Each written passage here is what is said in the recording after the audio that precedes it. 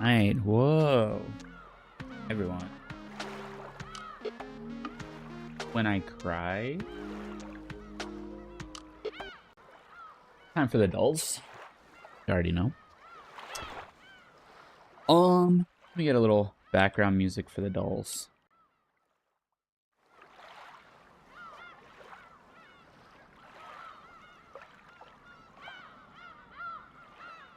What you doing?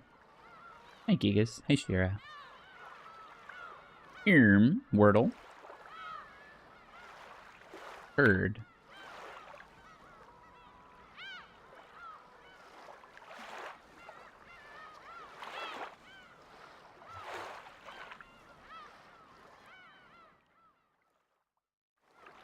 Error. Let's find out where the R is.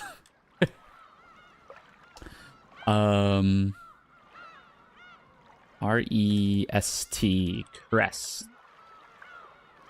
Ooh, R-E-S. Fresh. Nope. E-S-S.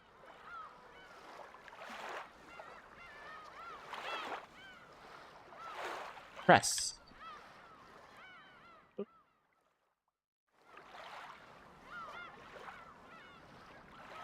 I did some dolls at work today, so some of them I won't be doing. Like Bandle I did at work today. Let me hide this. Okay. Mini. With 4 and 5 across, opposite of Fantasyland. The real world?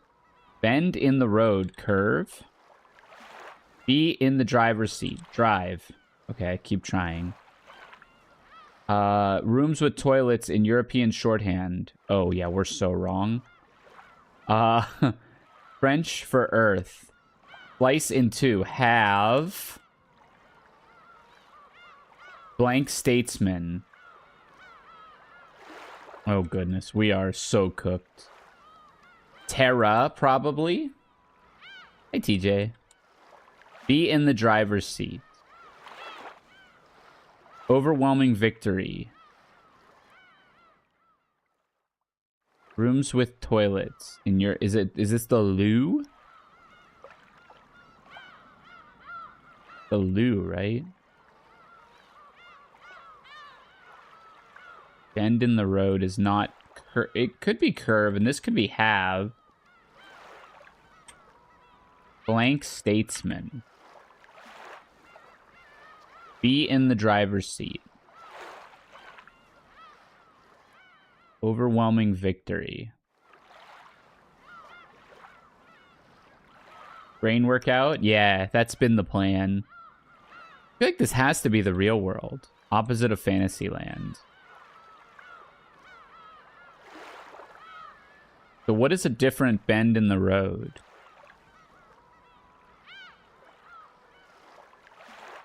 Overwhelming victory.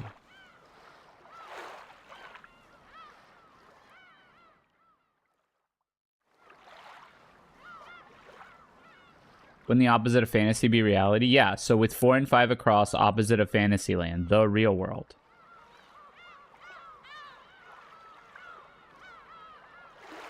You would think, right? The real thing?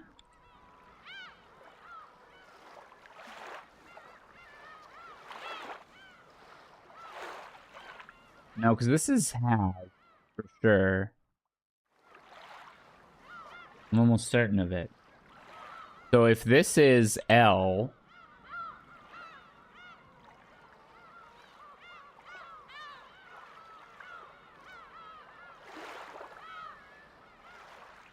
Is this elder?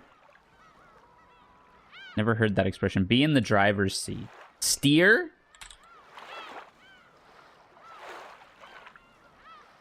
Terre, not Terra, and route is an overwhelming victory. And WCS, rooms with toilets. WCs. Never heard of that.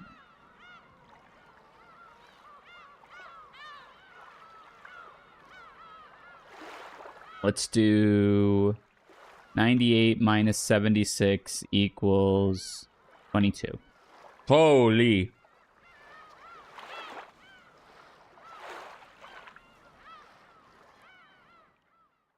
Washed clean station? That's so ass. All we know is there's no 8. And everything else is in a different spot. And it is a minus problem. How about 69 minus 27 equals 42? Still everything. Oh, yeah, the minus has to move. So it has to be a 3-digit minus a 2-digit. So it has to be like 170. No. How about like 122 minus. Excuse me. Minus. Oh, no, because it can't actually. It has to be like 102 minus 97 equals 5.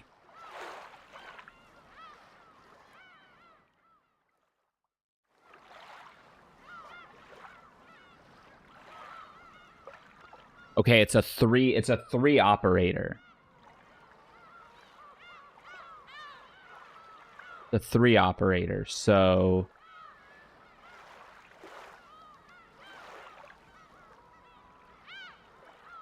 let's go. It doesn't start with 9, so 7 minus.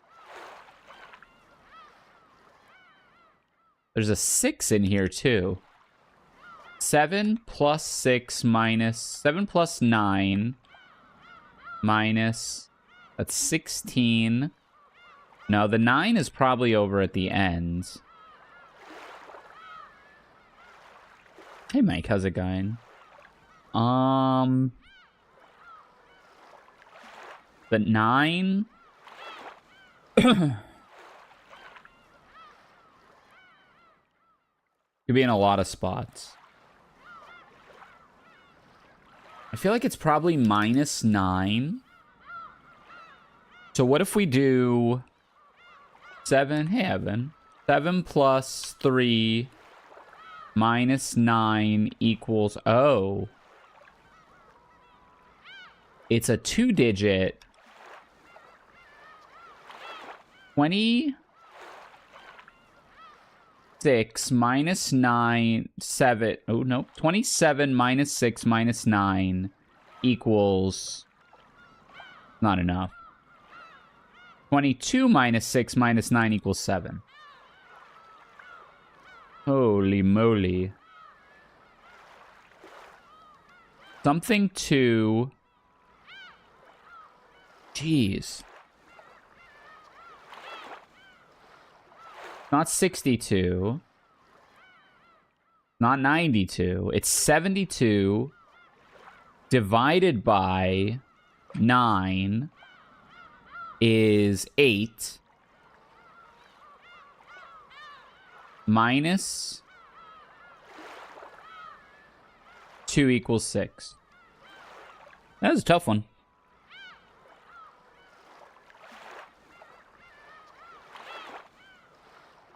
Movie to movie. Harold and the Purple Crayon and Borderlands. All right, you already know we got to go through Jamie Lee Curtis, probably.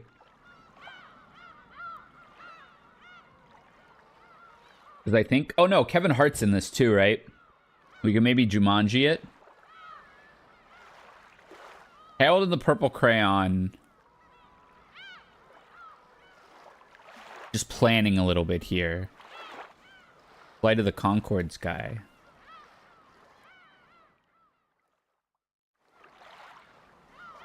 Okay, we got a decent couple paths out of it here. And then out of Borderlands...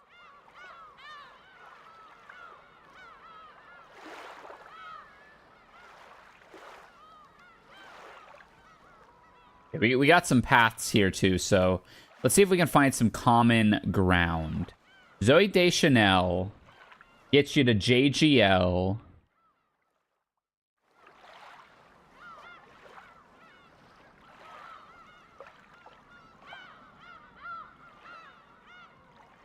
Zoe Deschanel. I think we gotta go that path, no matter what. Because I can't think of anything else Zachary Levi's in. So if you give me Zoe Deschanel is in Yes Man with Jim Carrey.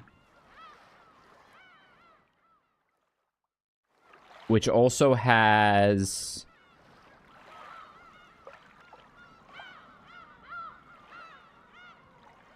We got to be able to get from Jim Carrey to Jamie Lee Curtis, right?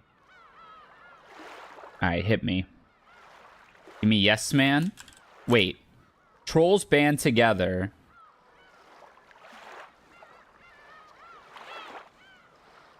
We might be able to get a little more... Your Highness, Danny McBride, This Is the End. No. Stay on course. Stay on course. We're trying to get to Jamie Lee Curtis. Does this have Kevin Hart in it? I really feel like this might have Kevin Hart in it. No. You got LaBeouf, Bridges. I can't get too off track here. Take Me Back. Zooey Deschanel, Yes Man. James Carrey's in this. Bradley Cooper's in this. Why can't I think of anything with Jamie Lee Curtis in it?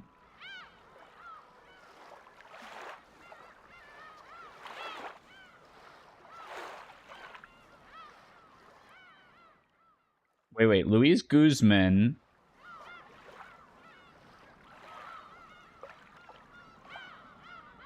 That's gotta get us there, right? He's in, like, everything. And by everything, I mean a lot of movies that... There's a 9/11 movie with Charlie Sheen in it?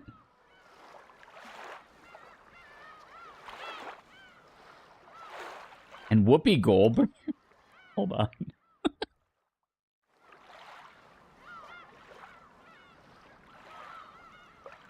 I am just gonna put this on the list. Unrelated.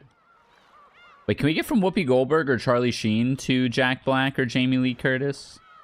I feel like you have to be able to. If we can get to The Rock, actually, if we can get to The Rock, we can get to Kevin Hart. Can we get to The Rock? Bradley Cooper.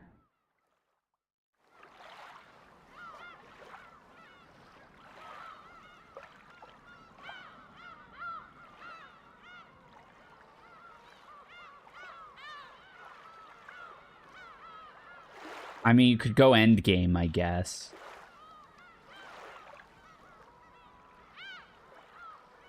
Hold on. Take me back here. What is Zachary Levi in? Holy.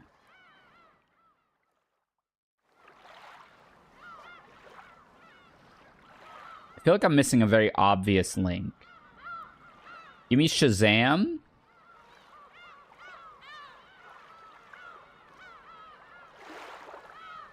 This is not doing it. Okay, hold on. I'm falling off course. Let's go back to our original course here. Let's go. What's he in? Holy dice. Avatar: The Way of Water. Can we get Avatar? Can we get there with Avatar: The Way of Water? Probably not.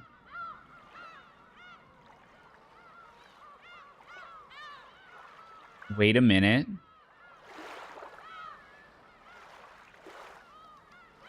This guy's in there too. That's funny. Why can't I think of anything? Let me go backwards.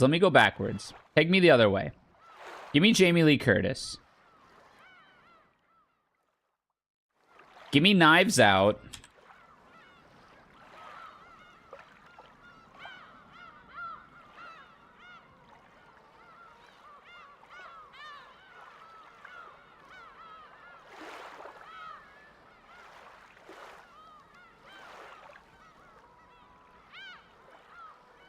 Well, now we're trying to get to Zooey Deschanel, so we're trying to get to, like, Jim Carrey or Joseph Gordon-Levitt.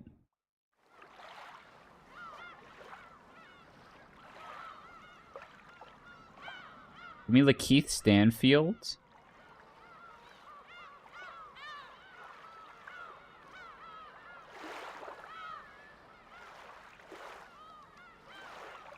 Sorry to bother you. Trying to get to Harold and the Purple Crayon here. Danny Glover. I'm just clicking buttons now. Jumanji. Wait, no. Hold on. That's taking us the other way. Right? Did I miss Wordle? I did get Wordle. You did miss it, yes. Hold on. Are we going backwards? Are we going back to Borderlands? Yeah, we looped around back to Borderlands. So hold on. We got this link right here. Danny Glover. What else is he in?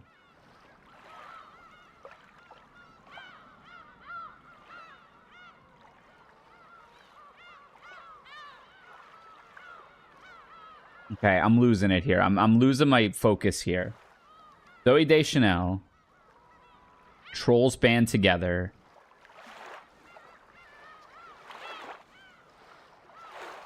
And I'm trying to get to... Wait. Trying to get to Borderlands. Give me Kenan Thompson. Which will take me, of course, to Snakes on a Plane. Right? Always go through Snakes on a Plane. Which gets you to Sam Jackson, who is effectively a wild card. And we're trying to get to Jack Black. So, Sam Jackson and The Rock have to be in something together.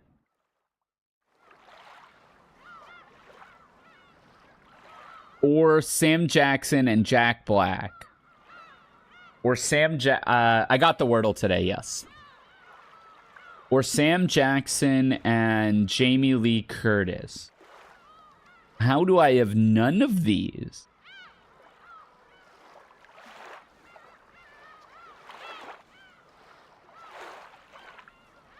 What the hell is Jack Black in?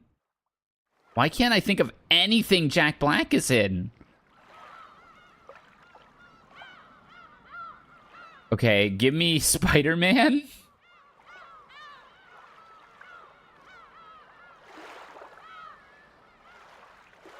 I'm so lost. Zendaya?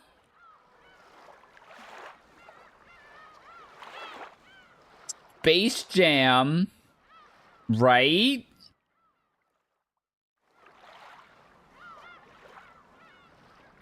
How do we not find Jack Black anywhere in any of this? Like, save me. Michael Cera. Barbie.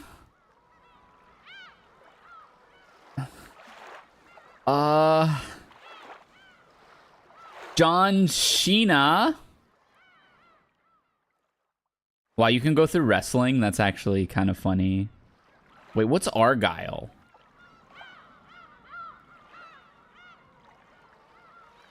This is a distraction. We are looping back around on ourselves again. Why is Jack Black in frickin' nothing, dude? I feel like he should be so easy to find. Where are we trying to go again? I want The Rock. The Rock's in this, right? Maybe not this one. Fast 10? Yeah, The Rock is definitely in this. And then we have Jumanji. Okay, we made it. But holy crap, dude. Possible 2. We did it in 9. Zach Levy, Thor Ragnarok, Kate Blanchett, Borderlands. Okay, well. La-dee-da. September 18th, 2015. Not too long ago. Only 10 years. Dylan O'Brien. What came out 10 years ago in September? The Maze was just the beginning. The Maze Runner 2. Yeah. Warner Bros. 22 milli with Johnny Depp. Pirates of the Caribbean 4. Which is at World's End. Pirates of the Caribbean on Stranger Tides. Pirates of the Caribbean Dead men tell no tales. Johnny Depp, not pirates. Keep your enemies close. Joel Edgerton. Pirates isn't universal. The true story of Whitey Bulger. Oh, what is this called? Was this just called Whitey? No. This was called like Hard or something like that. Black Mass. I remember this crap. Everyone was very excited for it. 11 Mil fell off a cliff in its second week. Olivia de Jong. No one loves you like your grandparents. This is The Visit. Yeah. This thing fell off a cliff. Sony Pictures 9 milli also fell off a cliff. Sanaa Lathan.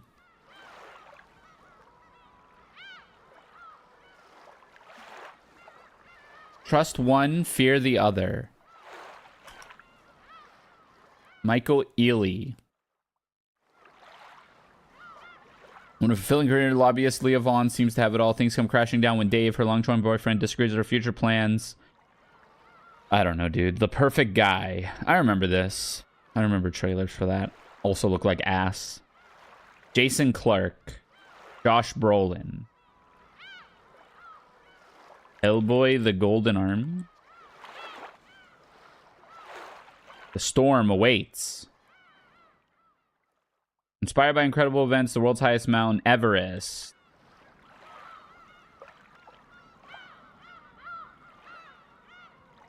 Yeah, this one got cooked. Opening weekend, by the way. Mountain movie. I wish Lodal kind of gave you a starting point. All right, we got a ranged male that is human or magic born, not a bottom. Released in 2010 that doesn't use mana. That gives us a lot, actually. A ranged male that doesn't use mana.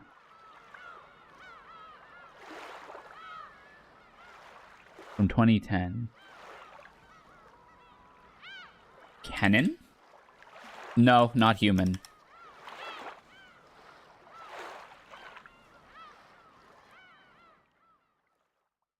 Human or magic born, I should say, but probably human.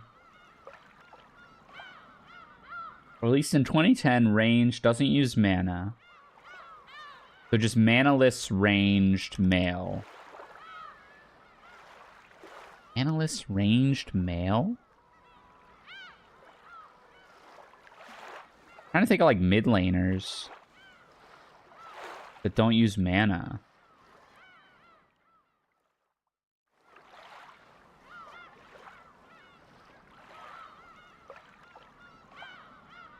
I hate that I already have to go to the random, like, looking, but...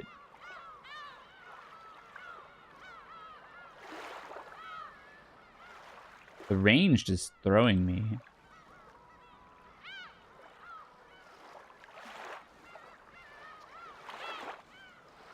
Not ranged. I mean, if I do this, I'll find it, right?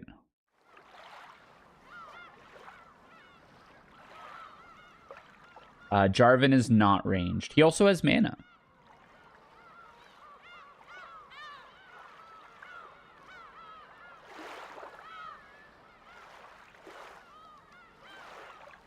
That is from about the right time. Yeah, Jarvan uses mana. I mean, we'll find it.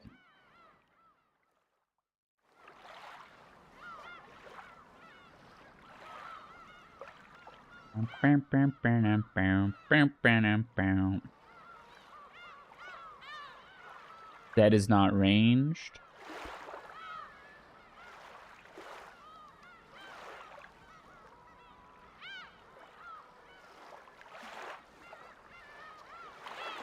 Victor uses mana. Vladimir? It's got to be Vladimir. Yeah.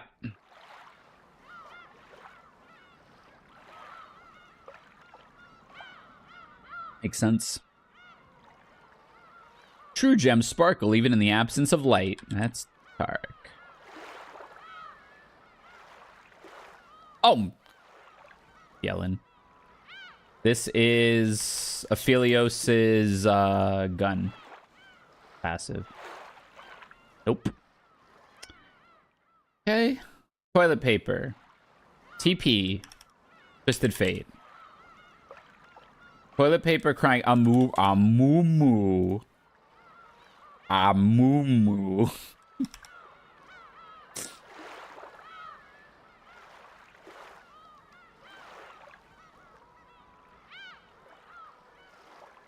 Is this Yasuo? Is this Riven?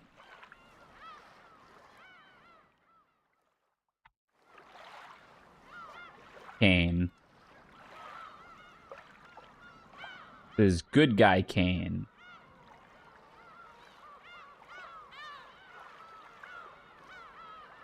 Grass Mega Evolved. I mean, there's an obvious one, but maybe we should go with something else. Bayleaf Mega? Doesn't have one. Angrowth Mega. Grass. Rillaboom. That's a G-Max, not a Mega. I mean, there's Venusaur Mega. I mean, everyone's going to say Venusaur Mega, though. What could be the unique one? Ogerpon Mega. Grass types. Like, I can't even think of good grass types. And they don't just let you type Mega, which is so bullshit.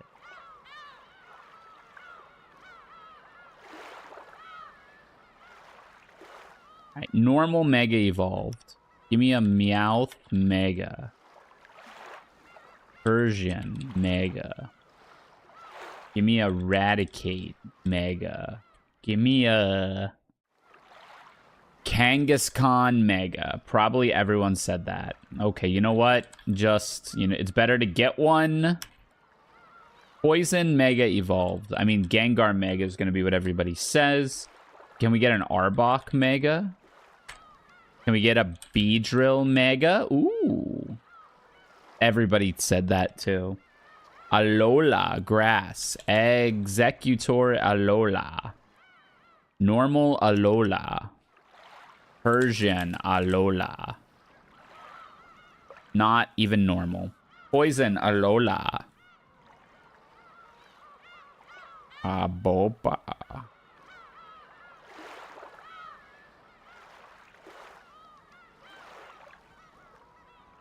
Grass Kalos. I don't know Kalos. Could that be the one where Leafrit existed? And could this be where Ordinario exists? And this one's Toxicone? Obviously. Okay, we tried. So you got Sceptile Mega, Audino Mega. Gengar Mega was the most common. Salazzle, of course, is Alolan. Oh, Rowlet's Alolan. And Grass? I had no idea. Then who could forget Nihilego? The poison Alolan jellyfish. While the least common was 25%, there are only 3 Mega Grasses. There actually aren't that many Megas at all, huh? Shit. Guess the game. This is Banjo-Kazooie. This is Mario 64. This is Tail. Oh, this is Skies of Arcadia. This game owns.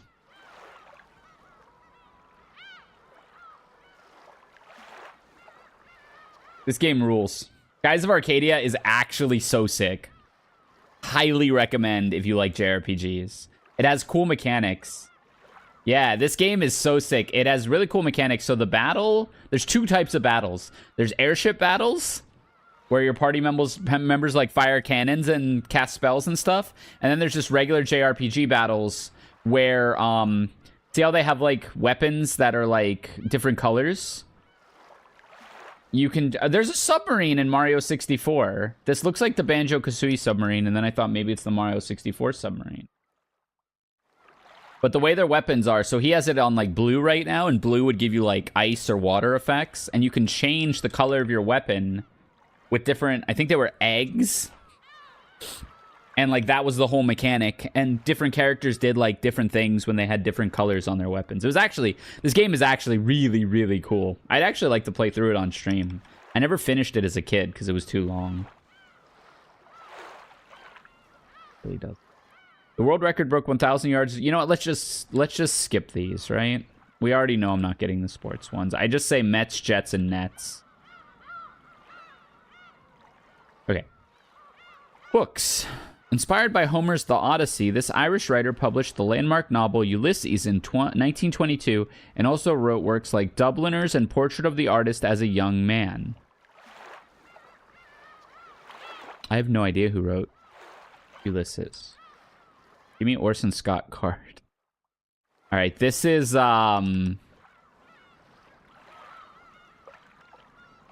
horrifying, first of all, but I think it's Zach Galifianakis. And that's not Miley.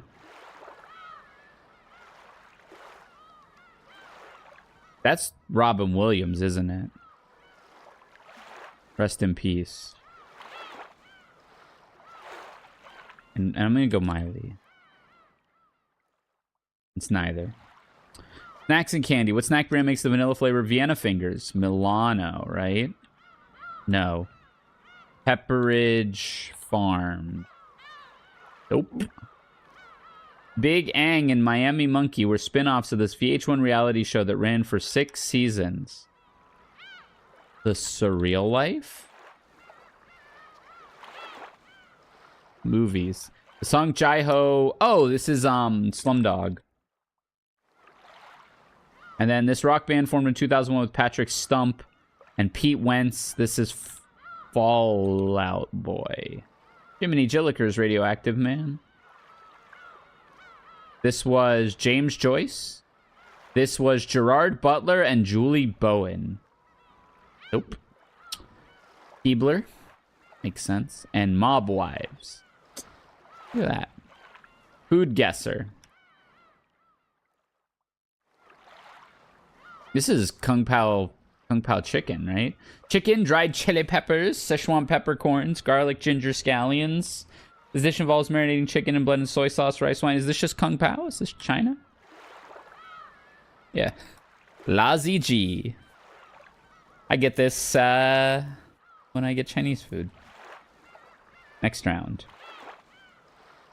This is...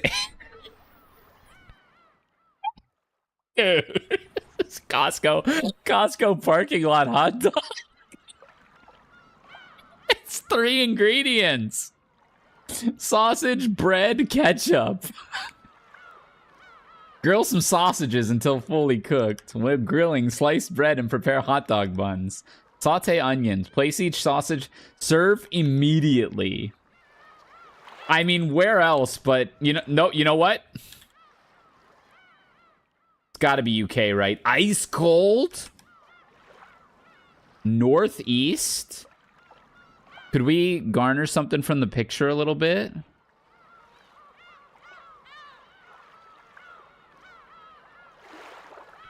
Russia? Ice cold. South. Australia? It is the democracy sauce. Food Guesser is the gift that keeps on giving. The democracy sausage. An Australian cultural phenomenon associated with election days. It is typically sausage served on a slice of bread and is commonly available at polling places. The tradition has its roots in Australia's community-based election day practices. Lovely. Just the gift that keeps on giving. Ooh. This looks really good. Little chili pepper. Chicken, onion, lemon juice, saffron, yogurt, olive oil. Saffron's a big key here, right? Lemon juice and saffron.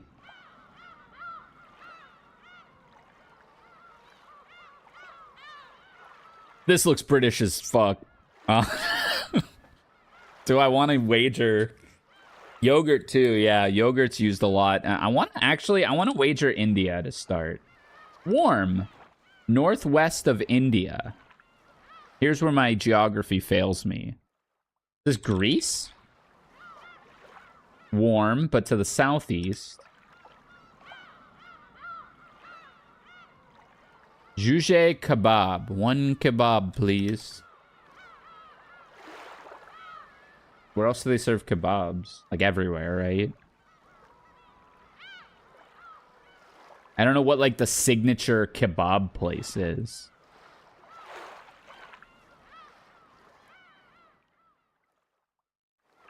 I'm just gonna... I guess I'll just guess somewhere. Give me a Pakistan. Borders Pakistan? To the north... Just to the west? What's just to the west of Pakistan? Crap, I don't even know. I'm gonna say something giga ignorant because I don't know geography.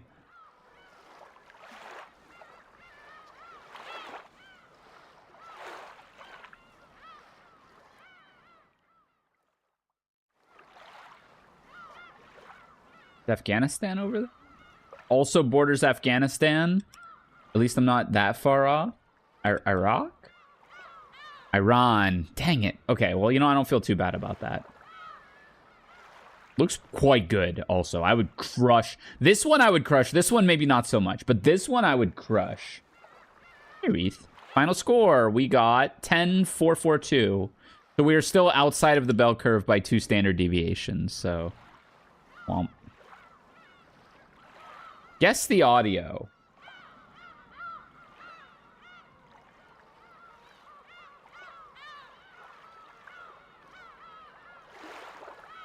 Doobie. Come out tonight. Tonight we are young.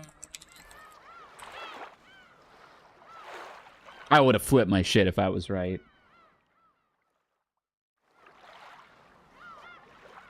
Brown, brown, box. Dun, dun, dun, dang.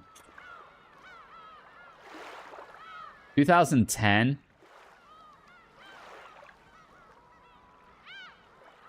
Corona Light, the sounds of Rysair. It's what's funny too is if you watch this on YouTube, none of my browser source goes through to YouTube. So you literally just hear me without the reference point.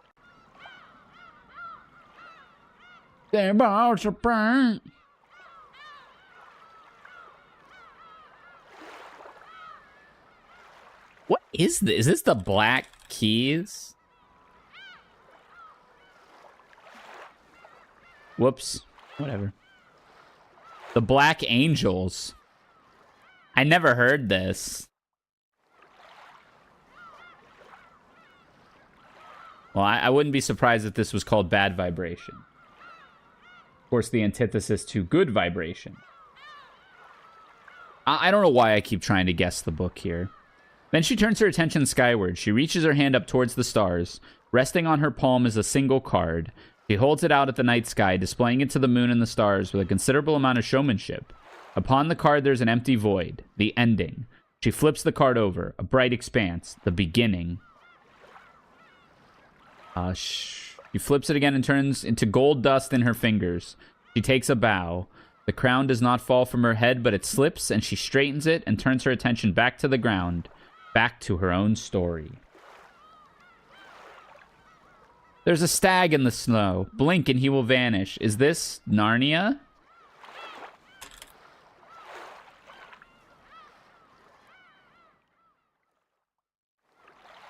In 2019. Yeah, there's no way I know what this is. This is not even the top of 100 ways he expected to die. Not even close. He cannot see the surface, but he reaches out, stretching his fingers as far in the direction as he believes up he can manage. But he cannot feel the air around him. Is there anywhere near the surface? What a stupid, poetic way to die, he thinks. And then someone grabs a hold of his hand. He is pulled from the sea and over something that feels like a wall. Something settles him onto a smooth, hard surface that does not feel steady. I don't know. Give me a Percy Jackson, like, 10. Aaron Morgenstern.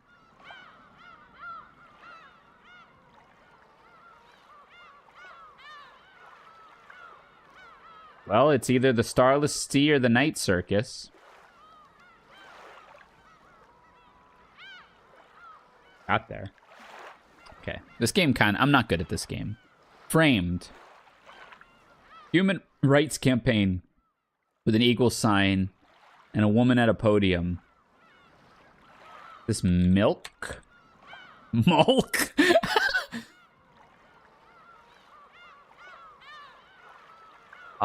Is this... Get me? Dinner? Russell Crowe and Mark Wahlberg and Luke Wilson? No clue. Broken City. Never heard of it. Acted. We got this guy and this guy. They look like they could have been in The Longest Yard. Got this guy. Get me. Got her. She's in it. Her too. Get me. Eminem. Oh. 8 Mile. I've actually not seen The 8 Mile. My only experience with 8 Mile is via one of my college, or I guess post-college roommates, post-grad roommates. Diablo 3, dating myself a little bit, but Diablo 3 was being released, I think. And the roommate wanted to beat the entire game in one sitting. So she commandeered the living room, which, you know, was totally cool. I had no problem with that. I barely existed in the common area of our apartment anyways. She commandeered the living room, and for about 30 hours straight, probably, had on repeat on a Bluetooth speaker Lose Yourself by Eminem, while she played through the entirety of Diablo 3. And I would, like, go to sleep and, like, wake up and come out, and then, like, go to work, and then, like, come back, and then, like, come out to heat up, like, a Hot Pocket or something. And no matter when I came out, so this is how I determined that it had to be on repeat. Because every time I would be in that room, that was the song that was playing. And, you know, I believe that it's possible that it was a coincidence. That the, like, 6 or 7 separate times I went into that room, that it just happened to be in the same point in the playlist where Lose Yourself by Eminem was playing. But I much prefer to believe that that playlist only had one song on it. And it was... You only get one shot. Do not miss your chance to blow. She did beat it. Good on her. I'm sure the Lose Yourself was the driving force behind that. Yeah, it was wonderful. Thrice. Last one for today. Thrice. What Oscar nominee's first film role was playing Sean Astin's sweaty brother in The Goons?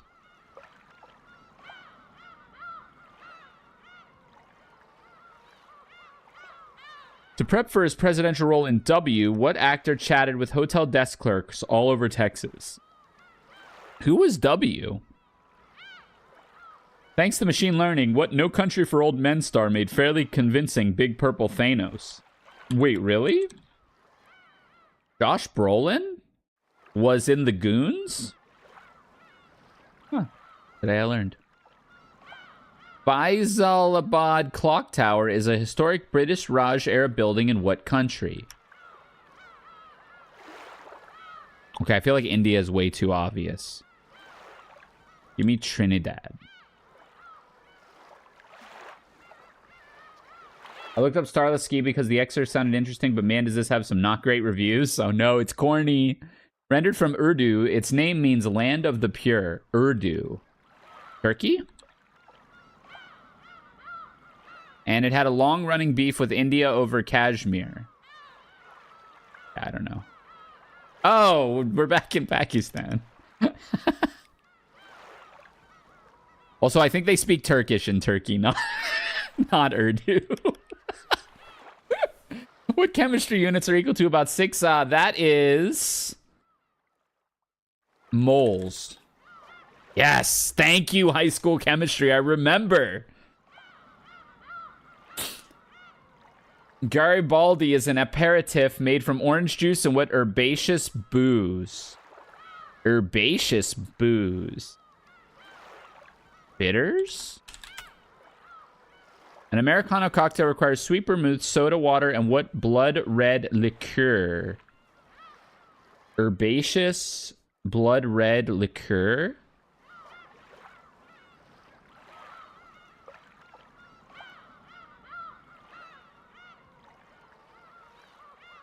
I don't know.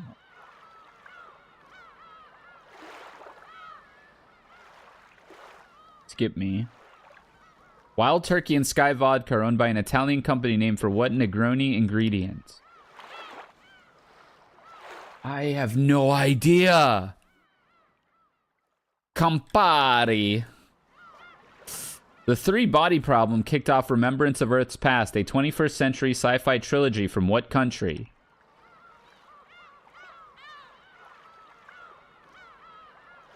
Russia. Over 1,500 feet high, the Oriental Pearl Tower was once the tallest structure in what nation?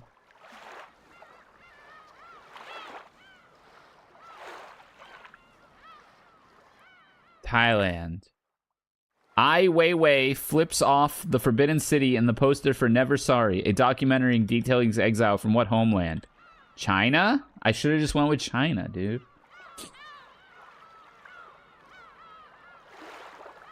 This is awful. 5 out of potential, what? 15 points? Horrible. Okay, that was fun. On to the Umineko. Let's see how far we get today.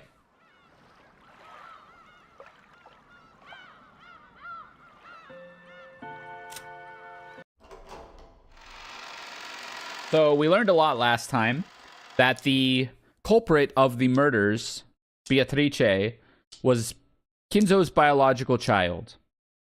Raised in Rokkenjima after being in the Fukuen house, after surviving falling from the cliff. Chapter 4. New Days. The months and years slid by. In my new, more colorful life, I smiled at the spring sunshine peeking through the trees, gazed up at the column of summer clouds, enjoyed the piles of fallen leaves in autumn, and played in the winter snow the few times it did fall. As these days passed, one after another, there was a considerable change to my environment. The servants coming from the Fukuen house had switched. There weren't specific grades like in school, so there was no rule saying how long a servant could work before quitting. Each servant made their own decision about when they would graduate from Rokkenjima. Some of those who couldn't stand the environment would quit in as little as 3 days. After all, life on Rokkenjima was strict. It was also strict in the Fukuen house, of course, but there were a lot of Rokkenjima-only rules. And Natsuhi, the one who supervised the servants, was also very authoritarian. It was probably easy to feel trapped. That trapped feeling and the money sat on opposite sides of the scale that they used to decide the time of their graduation. And sometimes, someone from the Ushiromiya family would use their influence to secure someone a new job, encouraging them to spread their wings and start a new life. The cycle usually lasted 2 or 3 years. No one decided this, but it was one of the goals most servants shot for, an unspoken rule. However, I was an exception to that rule. I continued to go to school on Nijima while still living as a servant. That year, all of the Fukuen house servants quit at once. It wasn't at all rare for friends to quit at the same time as each other. All of my fellow servants from the Fukuen house graduated from the island at once, leaving only me behind. That means Shannon graduated too. Of course, I wasn't on particularly good terms with them. On the contrary, it was annoying to be treated like a kid and called Yasu all the time. Though some new servants had come after me, the older ones had already gotten them believing that Yasu loses things all the time. So it wasn't really any more pleasant to have new comrades. Those unpleasant older servants, as well as the ones who started at the same time or after I did, all quit at once. The Ushiromiya family made no effort to stop them from leaving.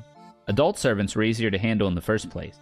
The Fukuen house servants were only accepted so that they could be trained. And so, all of the servants besides me left, and no one tried to stop them. So yeah, Shannon left. Later, Yasu. Don't go losing stuff. I don't lose things anymore. Later. Make sure you listen to what Madam says. Don't you go troubling the next group of servants. You know, it's still a mystery. Why was Yasu recommended for this job? It's even more surprising that Madam let Yasu stay this long. Must have taken some guts to not give up and run away. Keep it up, Yasu. I hate being called Yasu. At the very end, I finally said the one thing I'd always wanted to say to them. However, they basically ignored me and just picked up their things and left. I guess you never got a chance to become friends with them. I didn't even want to. Yeah, I'm sure they feel the same way, so here even. Let's just forget about those people. They no longer have anything to do with us. So, there's no reason to think about them. Yeah, you're right. I felt just a bit disappointed. I never got a chance to prove to them that I could take care of myself. It's hard for people to throw off their first impressions. That's just how it is. No matter how wonderfully you grow, those people would have probably always called you Yasu and made fun of you. There's no reason for you to want their admiration. Yes. Yeah, you're right, Shannon. I'll completely forget about those people. Good. You have two great friends, Kumasawa and me. And if you want to prove that you can take care of yourself, prove it to the new servants who are coming. So Shannon didn't quit. It was just all the 7 sisters. So maybe, we know Shannon came from Fukuen House, but I guess they're counting her kind of as different? Shannon was exactly right. Ever since that day when I held the key with the spiderweb charm up high, I had regained my confidence and pride. I am now the most experienced Fukuen servant. The new servants who come will still probably be older than me, but I need to teach them the ropes as the more experienced servant. Genji even told me to lead the newer servants as a senpai. Okay, I'll give it my all. That's the right attitude. Let's give it our all together. Yeah. So it's heavily alluding that this is canon. I don't quite think it is. My name's Asne. Pleased to meet you.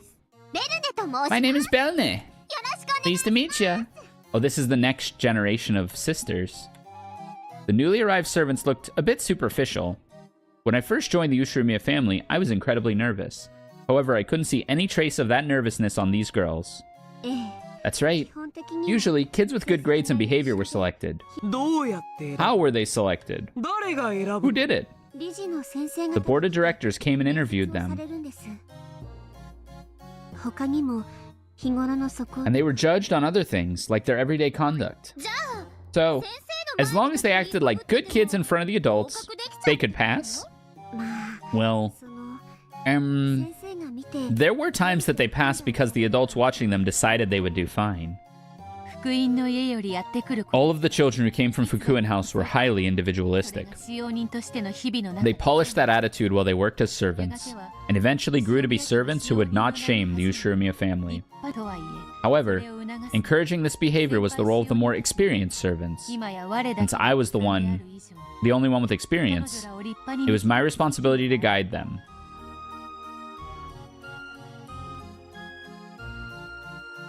You were the only one with experience? What about Shannon and Kumasawa? What about Shannon? I don't think Shannon's real. I think Yasu was staying in that room alone. Not with Shannon. Because they said 2 and 2, right? The girl said 2 and 2 when it was... That room was kind of designated for Yasu and Shannon, so there was already 2 in there. But they had 3 in the other rooms, and then the girl said, well, if we just split it evenly, it'd be 2 and 2. And why wouldn't Shannon be a mentor to these new servants? What were the new kids like?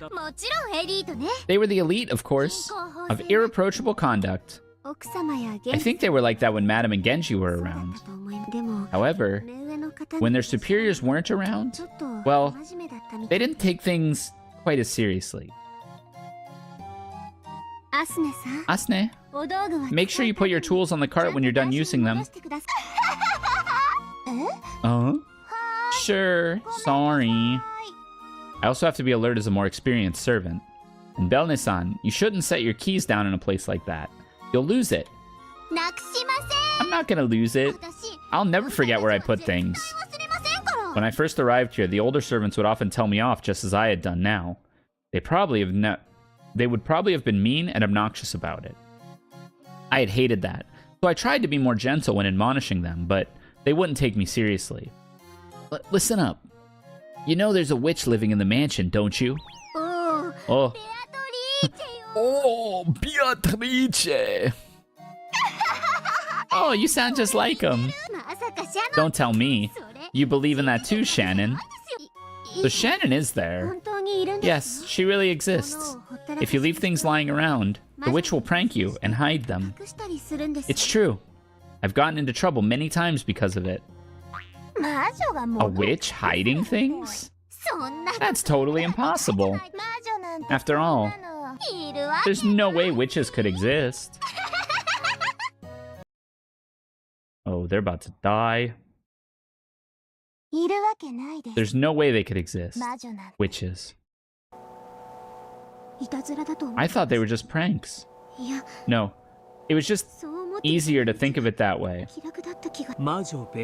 Do you think the witch Beatrice actually existed? I don't believe it. I don't know if it was Beatrice, but I do think that something inhuman really did exist in that mansion. Do you think there's a chance that this non-human thing was Beatrice? That's ridiculous. I wish I could say it was ridiculous. That must have been a prank of Yasu's. No, not a prank. Revenge. I did think that at first, but... Did something happen that couldn't be explained away as a prank? It was persistent. And creepy. What kind of things happened specifically? Things I set down would disappear as soon as I looked away, for even a second. Didn't Yasu just hide them? I thought so at first. It was only natural to think that, right? But I started getting the feeling that something wasn't right. I kept thinking, could such a timid kid really get away with something so obnoxious? Can you tell us what happened? When my keyring disappeared, it was easy to think that Yasu snatched it when I wasn't looking. But when a single key disappeared off my keyring and reappeared somewhere completely different, I couldn't think of it that way. Ah. Maybe Yasu just pulled that one key off while you weren't looking. Is that even possible? Practically speaking, hiding the whole ring is one thing. But if you really think about it, taking a single key off the ring is not easy. The keys would clatter. I was standing right next to them, just facing the other way. Get it? If you took your time removing a key when I was that close, even an idiot like me would have noticed. But a single key just vanished without a sound. That moment, I finally realized this wasn't Yasu trying to get back at me. It was something worse. And where did you find this disappearing key? It was in my locker. Oh, a closed room mystery.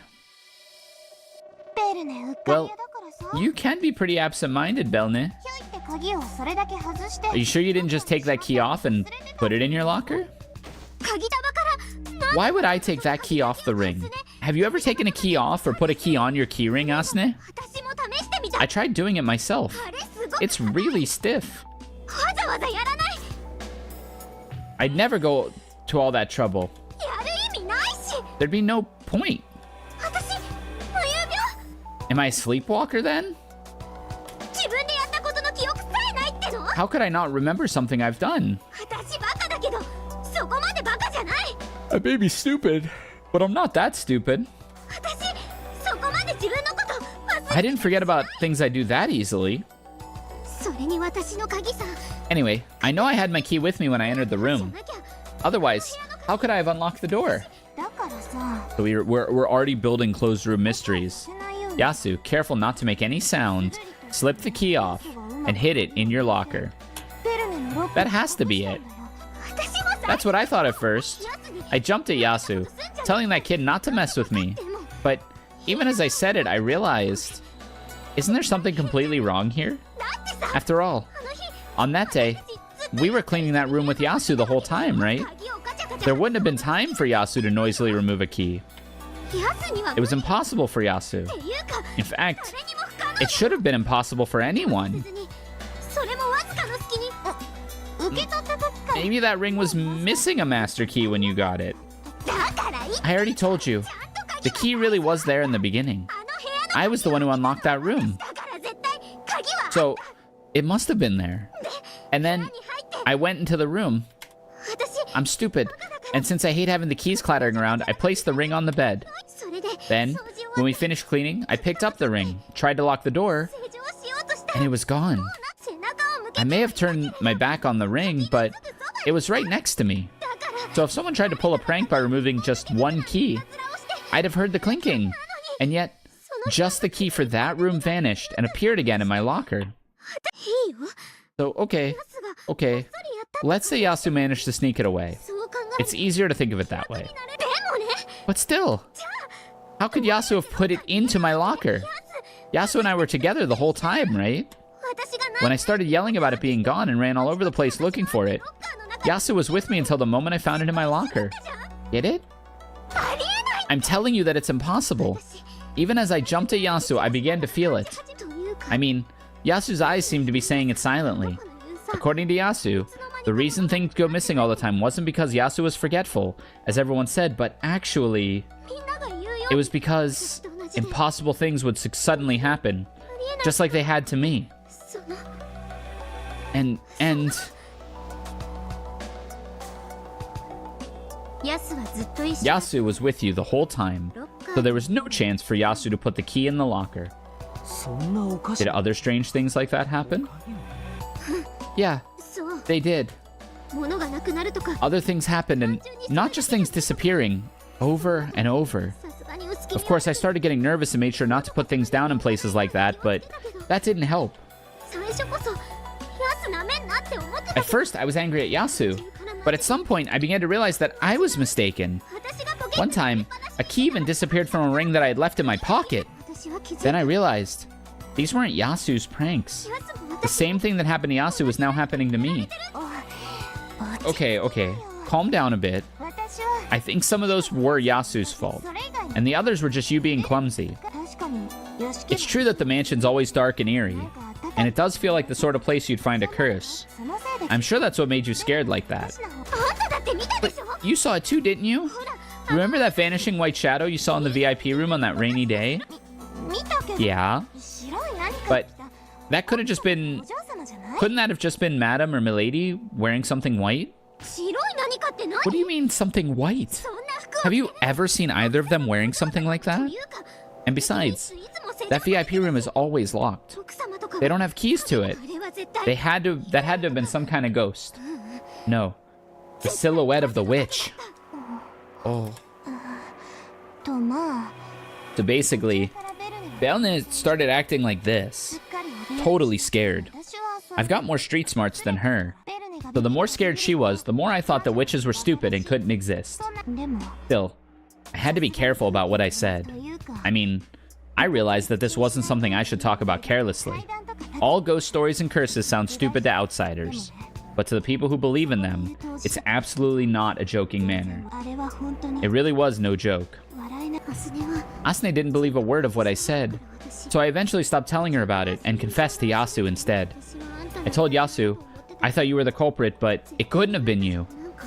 I said that something strange was happening to me. And what was that kid's answer? Yasu said that the same thing happened many times already, but no one else believed any of it. In the first place, the older servants always made fun of Yasu, but that kid clearly wasn't as clumsy or as stupid as they said. I hated having a younger person tell me what to do, so I always resisted, but Yasu always got our work done flawlessly. I've always thought it strange that people made fun of Yasu for losing things. I was sure then. It existed. Some strange, inhuman thing existed in this mansion. And that thing was the witch, Beatrice. If that's what you want to call it, then I'll believe it. Anyway, something that couldn't be explained away by human actions definitely existed in there. People who didn't understand kept calling Yasu and me forgetful. They didn't get it. They just didn't get it. Still, it did freak you out for a while, but then you got a lot better. After that, all the fuss about you losing things went away, right? So, it must have been your imagination all this time. You're wrong. I talked to Yasu, to Shannon, and Kumasawa, and the others about it too. And they said that the witch really did exist. The older servants all made sure to respect her. They said I'd been cursed because I'd stupidly gone around saying that she didn't exist. So I reformed. Yasu taught me how to give offerings to the doll in the VIP room. Oh. I asked Genji for permission and prayed at the shrine by the sea. And then it all stopped, all at once. Was Yasu setting up the doll? You were okay, Asune, since you stopped making fun of the witch partway through. But if you'd cluelessly gone on making fun of her, you'd surely have been cursed next. Yes, I guarantee it. You definitely would have been cursed. I guess even I was creeped out by you two. I never said it out loud, but you just don't get it. You really don't. So I made sure to teach all the newer servants well. A witch called Beatrice-sama lives in this mansion. If you make fun of her, you really will be cursed. Elne. When things disappeared, that was a sign that the witch was close by and watching us. If you said it was a prank, or that witches couldn't exist, you'd be cursed even more. It was like that for both Yasu and me. When the key disappeared, that was a sign that the witch had appeared. Belne carelessly tossed her keyring on the bed again, humming as she started to clean. No matter how much I warn her, she doesn't change her ways. She's always making fun of me and calling me Yasu, so she won't listen to what I tell her. She won't listen to what I say. You mustn't leave things lying carelessly about. If you lower your guard, the witch will prank you. Look at that delicious keyring. Stop, please. That's Belne's key. Keep your pranking to me alone. Let the others be. With how cautious you've grown, you're no fun anymore. Just kidding. Still, how unpleasant these people are, refusing to listen to my friend's kindly advice. Any insult to my friend, I take as an insult to myself. Are you planning on stealing Belne's key? Please, don't do it. She'll think I hid it again. She thinks my magic is naught but the scheme of a child like you. Ha. Very well then. Let's just show her something that would be impossible for a human. Let's show her my magic. Foolish Belne. I'll make you regret not listening to my friend's advice. This flimsy body is not enough. I'm borrowing yours. It's been too long since I've shown you real magic. Let my body return to the land of the living for just a moment. So she's acting through Yasu.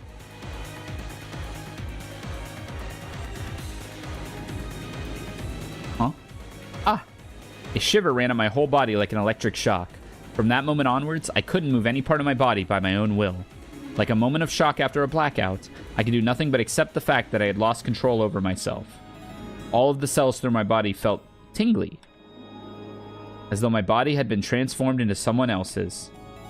I realized that the witch Beatrice was using my body as a vessel to revive for a short period of time. Very nice. That ticklish feeling of the air on my skin. Having a body is simply wonderful.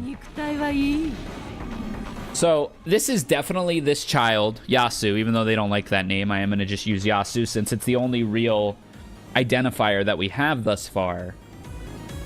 Probably felt really lonely on the island and had to make up these friends, much like Maria did, much like Angie did, too. These stories, you know, kind of all parallel each other. Maria, Angie, Yasu, they all have very similar threads in which, you know, they invent these stories and they kind of create their own happiness. And Yasu likes this method, this Tale of the Witch. Yasu's only real friend here is Shannon. And again, we see Shannon at the age that we see her in 1986, 10 years earlier. So I think, remember, it's Beatrice who's Yasu. Beatrice is Yasu. And we have Yasu telling this story and inserts Shannon and inserts canon into it. If this person, Yasu, is canon, that makes a lot of sense, right? This could totally be canon. If it's not canon, then it's somebody and might be inserting Shannon and canon into the story as a substitute for themselves. Wherein their body is doing it, they are envisioning that they are Shannon and canon. That said, Jessica and George both loved one of Shannon and canon. I don't know how to reconcile that. They couldn't... I suppose they could have both loved the same servant. In the way that the story's being told. But... I don't know. Let's see. What are you trying to do? Please, don't do anything mean. This time, everything was backwards. My words were spoken inside my heart, and the witch's voice was coming out of my mouth. You're nuts. I'll give your body back soon enough. Shannon was Canon's fanon? That actually checks out if that's the resolution here. I just need to teach her a lesson with a little praying. I won't do anything foolish that might earn you her suspicion. Come, try and remember. Where have you been sleeping? Everything went completely white and my mind stopped. Once again, that tingling sensation slid up my body. I could feel it all gather the fingers of both of my hands and come out the tips of my fingers. It was an unfathomable, indescribable, unknown sensation. My head went blank and I couldn't think at all. I could do nothing but abandon my soul to the sensation. I finally understood. This is what it's like to use magic. Come, try and remember. Where have you been sleeping? I love that line. My finger was moving like a puppet's and danced around as though I was conducting music. I never knew that having my body move without my control could be so exciting. When Beto lifted my finger as if a string was attached to it, the keyring lying on the bed stood on end. Belne-san didn't notice. Neither did Asne. They were fully occupied by their happy chat as they cleaned the room. I doubt that either of them would have dreamed that a witch was right behind them, readying herself to use magic. They probably couldn't even imagine the keyring doing a little dance right behind their backs. It was like a cartoon fairy tale I'd seen once as a kid. The happy way the keys danced and spun made it look as though they had a will of their own. I could feel the fun of making these keys dance with my fingers wash over me. Yes, this is pleasure. As I powerlessly watched the witch control me, I couldn't help but surrender myself to this new joy called magic. Whoops, that won't do. If the whole ring disappears, my friend will be suspected again. All we need is the key to this room to disappear. Boop. Beto controlled my fingers, controlling the magic, and thereby controlling the keys. The keyring slumped down on the bed, and then just the mansion's master key stood on end. Well now, what shall I do with this? Merely erasing it would be quite boring. So, why don't I throw it into her locker? That would give my friend, who's been working here with her whole time, a splendid alibi. Come, try and remember. Where have you been sleeping? Yes, it was a warm, dark place. The inside of Belne's locker. This is awesome. When Beto snapped her fingers, the key burst and became a gold butterfly. Gold butterfly? I see. It's gold because she's the golden witch who gave the master all of his gold. And butterflies are scared of spider webs, so it's a gold butterfly. The minions of the witch Beatrice are gold butterflies. After flitting into the air, it bust into a shower of gold sparks and disappeared. And then the vanished key was in Belne-san's locker. Though it was far away, in a changing room locker, I could tell exactly how it happened. It wasn't by sight or by touch. It was by some other sense inside my heart, which couldn't be explained by the five senses. A completely new sensation that I'd never felt before. It was the completely alien concept called magic. A completely unknown pleasure that left me in a trance. That's enough, my friend. I'll give this body back to you.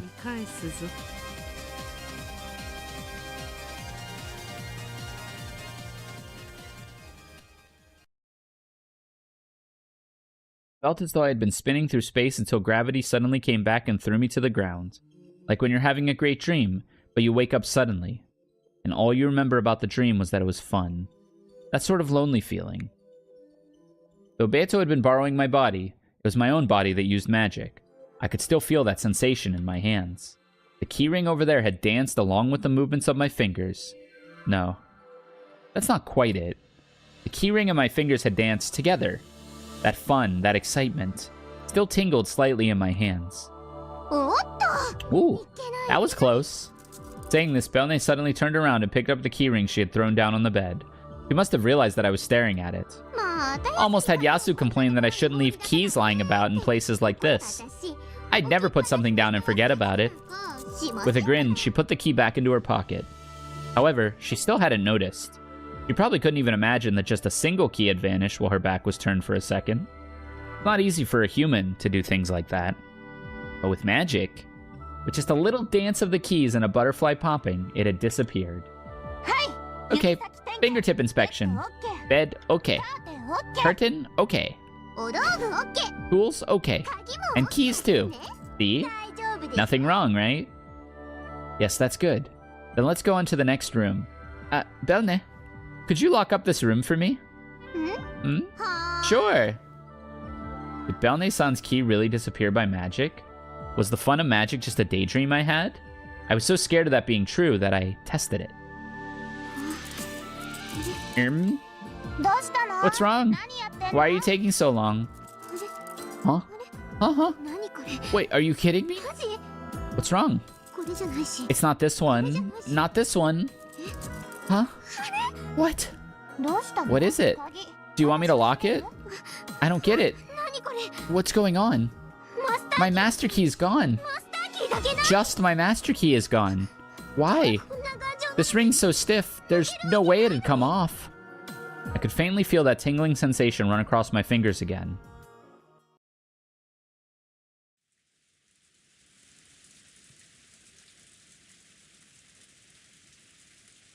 That night, as I gazed at the ceiling from the bed in my dorm room, I looked at my hands. I couldn't sleep. The excitement from the time those keys danced was still there on my fingers. Is this how Beatrice? How witches always feel? I have a friend who's a witch, called Beatrice. She always used to pull pranks on me with her strange magic. Because I saw this all the time, I thought I knew what magic was. But today, she had possessed my body and used magic with it. The sensation of magic that I finally felt at the time still had my heart entranced. It was a completely unknown pleasure. After all, by moving my fingertips, I could make the key dance as I wished. It was strange miracle of magic, something humans could not do. I still couldn't let go of that excitement. Shannon, are you awake? What is it? Shannon was still awake. Shannon is always early to bed, early to rise. By going to bed early, all of her weariness disappears by the next day. She lives a model life, one that all servants should respect and admire. If I want to become a loved, respected servant like Shannon, I'll need to act that way too. However, I wasn't confident that I could do that anymore. I guess I can't become like you after all. What do you mean? This is a bit abrupt. You were my ideal. Always. Yeah. Everyone in the Fukuen house loves you and is kind to you. Since you always played with me, you're the only friend I've ever had. You're also a wonderful servant who can carry out any task in the Ushiromiya mansion both flawlessly and gracefully. You were the target I longed to reach. That's what you were to me. Yeah. Let's give it our all together. As they say, perseverance prevails. Everyone will grow to acknowledge you more and more. So let's aim to become wonderful servants together. I'm gonna stop being a servant. Oh! That was Yasu's voice.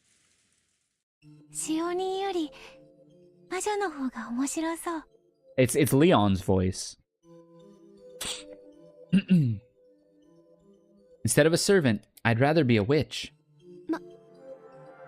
What do you mean by witch? I did. And still do. Wish I could be a servant loved and relied on by everybody. But right now, I want to be a witch. Even more. Well, that's, Huh? Shannon was confused. It was hardly surprising. All this about quitting as a servant was at least understandable. But she didn't know how to answer after hearing that her roommate wanted to become a witch. A witch. Beatrice. You see, today Beatrice possessed me and used my body to do magic. That unknown world felt so thrilling. It was much more thrilling when I learned that I'd be selected as an Ushiromiya family servant. It was like learning about a new world. As though I'd been living in a world of darkness all my life, and thought I knew what the world was like. Then finally learned what light was and saw the world for the first time. It was joy. Excitement. Beto had only used my fingers, made a keyring dance, and turned a key into a butterfly before hiding it into a locker. But I'd understood it with my body. If I'd moved my fingers a different way, the ring could have flown in the air instead of just dancing. And I could have turned it into a scurrying lizard instead of a butterfly. I could have done anything.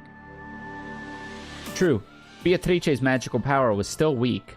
It had all happened in this little world behind the backs of the servants, who were filled with anti-magic toxin. However, inside that tiny, short-lived world, I could do anything at all. Beto just happened to settle on making them dance and turn the key into a butterfly. But if she'd wanted to, she could have done anything else. The endless sensation of that free, unrestricted power, I could still feel it in my fingertips. Could it be that, along with that sensation, a fragment of that magical power might also remain? I can tell. It's still there. There's still just a bit of it there, along with that sensation. I can do it. I can still do it.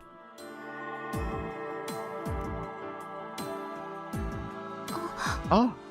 A single spot of gold light suddenly lit up in this dark room. It was right between my clasped hands. When I slowly opened them, I could see a single dot that sparked gold. What? What is... Shannon didn't know what the light meant. How could light appear from the palm of my hands? And yet, even with this miracle right in front of her, I couldn't understand what it was. She just sat there with her mouth open in disbelief. However, to me, this was just the return of that bit of sensation in my fingertips. The golden dot spread out and became a small gold butterfly. It flapped its wings and scattered gold sparks about like a cartoon fairy. To Shannon, it probably just looked as though a gold butterfly was flapping its wings. Of course, that alone was a miracle that she could hardly grasp. But to me, it was like a remote control plane in the shape of a butterfly. I could control that gold butterfly however I wanted. Not clumsily with threads. I could make it flap, dance, play through the air as I wished. I was taking a walk through the air as that little butterfly. The golden glint of it pierced the darkness of the small room as it danced about freely. It was an entrancing pleasure. However, that sensation in my fingers began to weaken. I could tell that the few magic butterfly scales left in my fingers were going away. Finally, the gold butterfly flashed and turned to dust like a firework run out of juice, falling down and disappearing without a trace. What on earth just happened? This is magic. It's really fun. Magic? Yeah, magic. There was still some magic left in my fingers, so I was able to use it. But if I became a real witch, I'll be able to use it whenever and however I want. To do anything. Now that I've learned how fun this can be, I don't want to go back to being human. Being a servant is just too boring. So, I'm gonna become a witch. Become a witch? Wait. I've already made my decision, Shannon. It's been fun. I'll give you this room. You can use it by yourself. Later. Goodbye. Oh. Wait.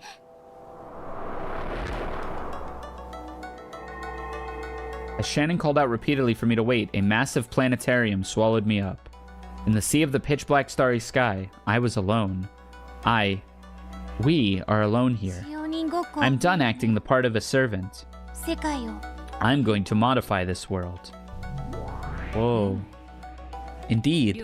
Understood. In that case, what will you do? Being a wonderful servant like Shannon wouldn't be bad. But now that I know how fun it is to be a witch, that feels like a boring dream. I can't go back anymore. What will happen to Shannon? Shannon can just be Shannon and stay as a respected servant. She'll stay the same. But from now on, it won't be the two of us together, but her alone. Farewells are sudden. Is that not the phrase? Very well. Being fickle makes life more entertaining. And what of you? I want to become a witch. I want to become Beato.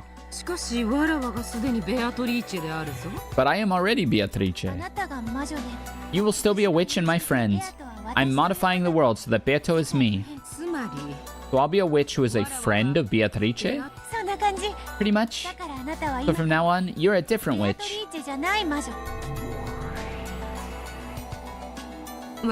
I understand. Then, what will be my new name? I'll put that on hold until I can think of one. You'll be nameless for a while. Sorry about the trouble. Not at all, not at all. This is my precious name we're talking about. You had better take your time and think carefully about it. You've been Beatrice's friend since she was young, and couldn't use magic yet. When we first met each other, you'd always hide my things and make fun of me. I see. And when Beatrice finally learns the way of magic, I become a friend on an equal footing with her. Perhaps that would make me a sort of big sister to you. Yeah, that sounds nice. What are we going to do about how we talk? Beatrice's voice is that of a woman of high station. Shall I give that to you as well?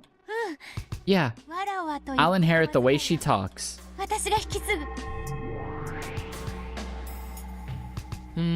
Indeed, I comprehend. Or perhaps I shouldn't say it like that. I'll need to find a good way to sound like Beatrice's big sister-like witch friend. Yeah. Or should it be... Indeed. Now there's a nice, dignified voice. Okay. Then how about... No, wait. Then what of my appearance? Good point. I've got a sort of blood red witch look. Why not choose a different color for yourself? When Beatrice wanders the mansion at night, she is often seen dressed in white. Dressed in white, you say? Who else do we know that's dressed in white? Battler's dressed in white. Nobody else is. Nanjo? Kumasawa? Nobody else is dressed in white. Yeah, When Beatrice wanders the mansion at night, she's often seen dressed in white. Yes, I suppose ghosts are classically white. A witch in a white dress. Let's try putting it all together. I need a different look than the witch in the demon red dress. A white, noble witch. Unlike the time with the red witch, I'm thinking about my own look now. So I'd like to make it beautiful and cute if I can. A white dress and noble look, like one of noble blood, but with a dark, sarcastic streak. No, she's like a tomboy princess, so her voice is a mix of formality and rudeness. Then the dress should be the exact opposite, to make a nice contrast.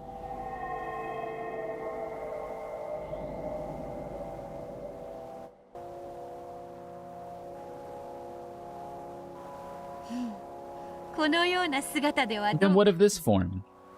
It's Beato. Is this the form of the new Beatrice? How beautiful! Just like a noble princess. I've taken a liking to this form. This will be quite satisfactory. Not bad. You look great, Beato. I like it. I truly do like this form. Now if you can keep this up and give me a wonderful name, that'd be great. I'll have to go around nameless for too long. I'll get all sulky. Fear not, I shall find you a splendid name. But first, there's something I must consider. What shall be the form of my magic? Hiding objects and transporting them instantaneously is your theme. So I must think of my own particular theme of magic. When I use magic, gold butterflies will flit about. I'm not backing down on that part. Perfect. That really would make you a golden witch. Then, the weakness such as spiderwebs and sacred mirror in the shrine will also go to you? Indeed. Even an all-powerful witch needs a few small weaknesses to keep things interesting. Then let us do it like so. If I touch a spiderweb, it will burn me. Silently, a silvery spider dropped down vertically. Beato, now in her new form, lightly touched the silver spiderweb that trailed out behind it. As she did, there was a faint sound of flesh burning, and a thin burn was left across her fingers. Beatrice can't stand spiderwebs. That was one of the weaknesses of the evil spirits Kumasawa spoke of. Since the witch Beatrice had revived thanks to the power of those evil spirits, she had also inherited their weaknesses. Therefore, sacred mirrors are another one of my weaknesses. However, that sacred mirror in the shrine isn't too likely to appear in front of me often. That's not so fun. Then while mirrors with sacred power will obviously be a weakness, let us make mirrors themselves a weakness too. You often hear that mirrors have magical powers. Isn't that nice? Sounds just like a witch. Mirrors are Beatrice's weakness. It makes sense because she doesn't look the way that she portrays herself, right? The person, the Yasu person, the human Yasu, whoever they may be, doesn't look like they want to look.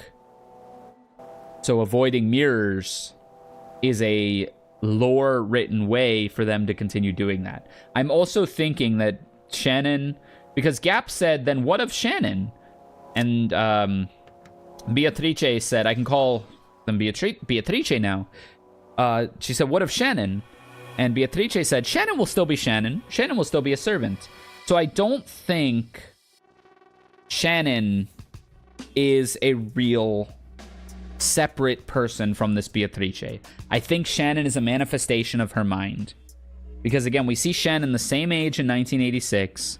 Shannon stays in this room and almost, I don't know if anyone directly even talks to Shannon, really.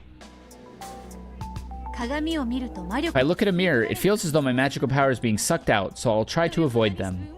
Indeed, that could be quite amusing. If I really think about it, I'm bad with mirrors whether I make that rule or not. No matter who I want to strive to be, the only face that will ever show in a mirror is the heartlessly pathetic and realistic face of Yasu. Mirrors, which always force me to face my shabby reality, are something I always want to avoid. Exactly. This individual does not look the way that they want to. That's right. I hate mirrors. I don't want to see my pitiful self. You don't need to decide everything at once. It's fun to build up a world one little bit at a time. True. I understand. I shall enjoy life as a witch as I slowly expand my world. The tiny dark room is no place for you to sleep now. Indeed. I am the Golden Witch. I am the ruler of Rokenshima's night, and the nighttime mansion belongs to me. That is where I should make my home, is it not? A room for Beatrice? Huh. Isn't it obvious? Yeah, that's right. That wonderful room on the second floor of the mansion. The VIP room of the witch just has to be Beatrice's room. Oh, that's right. From this evening forward, that room in the nighttime mansion shall be my dwelling place. Oh yeah, there it is. Why didn't I think of that myself? Then let's go, Beto. If we're gonna drink tea together, we'll need a much better room than that cramped one. Indeed. That room is too crude for entertaining friends and serving tea. We shall change rooms. Let's go, my friend. So this is goodbye to Shannon? When I looked at my feet, I could see my own dorm room far beneath me. I could see Shannon, who had dashed up to the bed I lay on and had been saying, "Wait!" The moment time froze. She was rigid as a doll. Looking down at it from this height, it really did look like a small dollhouse. So long, Shannon. The days I spent as a human, with you as a goal and a constant comfort, were truly fun. If I had never learned the joys of magic and awakened as a witch, everything would doubtless have remained as it was. I was your only close friend too, wasn't I? Please forgive me for erasing that friend so suddenly. As a parting gift, I will erase me from your world. Starting now, this will not be a two-person room. It will be a single-person room with just you in it. I hope you continue to strive for your ideal and try to become a kind, reliable servant loved by everyone. Yasu, that stupid, clumsy servant who lost things all the time, doesn't exist anymore. So long, Shannon. When I mature as the witch Beatrice and stride through the nighttime mansion where I will, I may bump into you as you do your nighttime rounds. However, when I meet you again, it will not be a reunion. It will be our first meeting. After all, though you have heard the rumors of the witch Beatrice, you have never met her. So long, Shannon. Let us meet again sometime and spin up some fun tale. This is a real chicken and the egg situation. Wait. What was I doing? Was I talking in my sleep? Apparently, I had gotten out of bed, stretched my hand out towards it, and said, wait. This isn't the first time I've woken up to find myself saying something strange, but I don't remember even waking up to find myself out of bed and standing up. Could this be what they call sleepwalking? Am I just tired? Gotta sleep. Gotta get back to sleep. I turned around to face my bed. My bed wasn't there. There was no bed in this room except the one I had just turned my back on. If your interpretation of the culprit is correct, this is just really sad. I imagine this is going to be sad no matter what.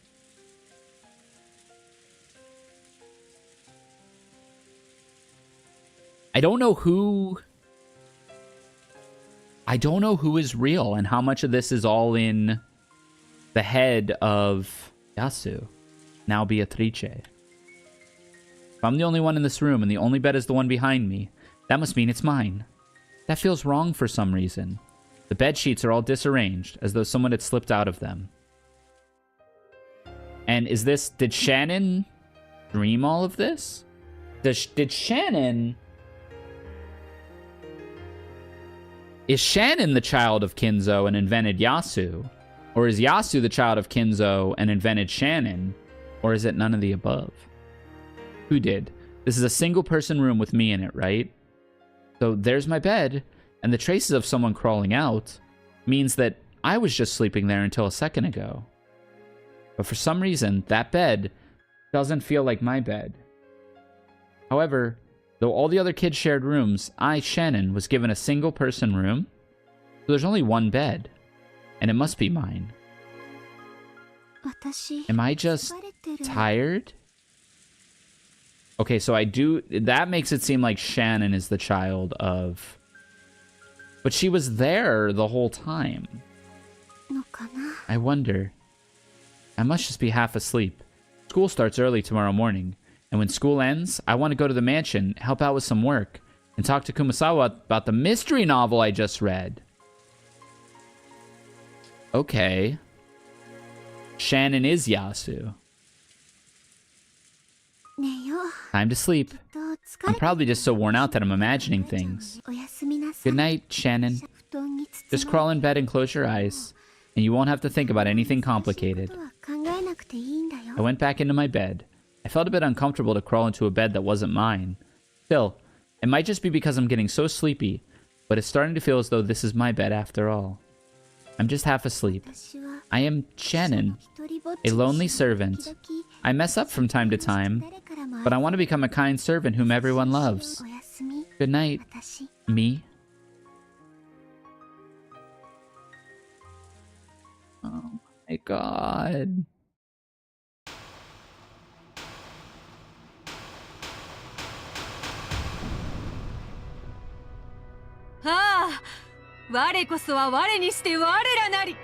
So it is Shannon. Let's take this for a second.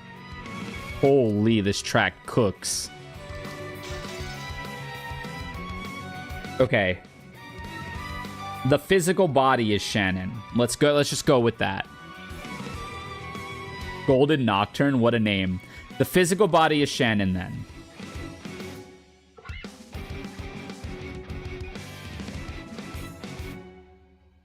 So, Shannon was born of Kinzo, is the daughter of Beatrice, was raised to be a servant, and the entire time had this mental image of Shannon. Yeah, this song's so good. Mental image of Shannon. Shannon being the perfect servant. Right? And always aspired to be that. Everybody made fun of her because she was kind of klutzy and clearly being treated preferentially. So in her head, she made up Yasu. She split it. Yasu and Shannon. Yasu is who's messing up, and Shannon is the paragon of servitude and is really good at it. Now, it's also possible that she just straight up sleepwalks and stuff, and it's almost 100% that she committed the crimes.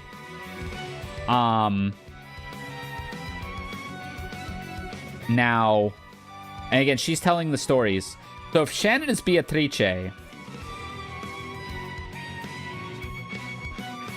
because we also know that Battler was getting along really well with Shannon 6 years ago. George said that in his incel rant.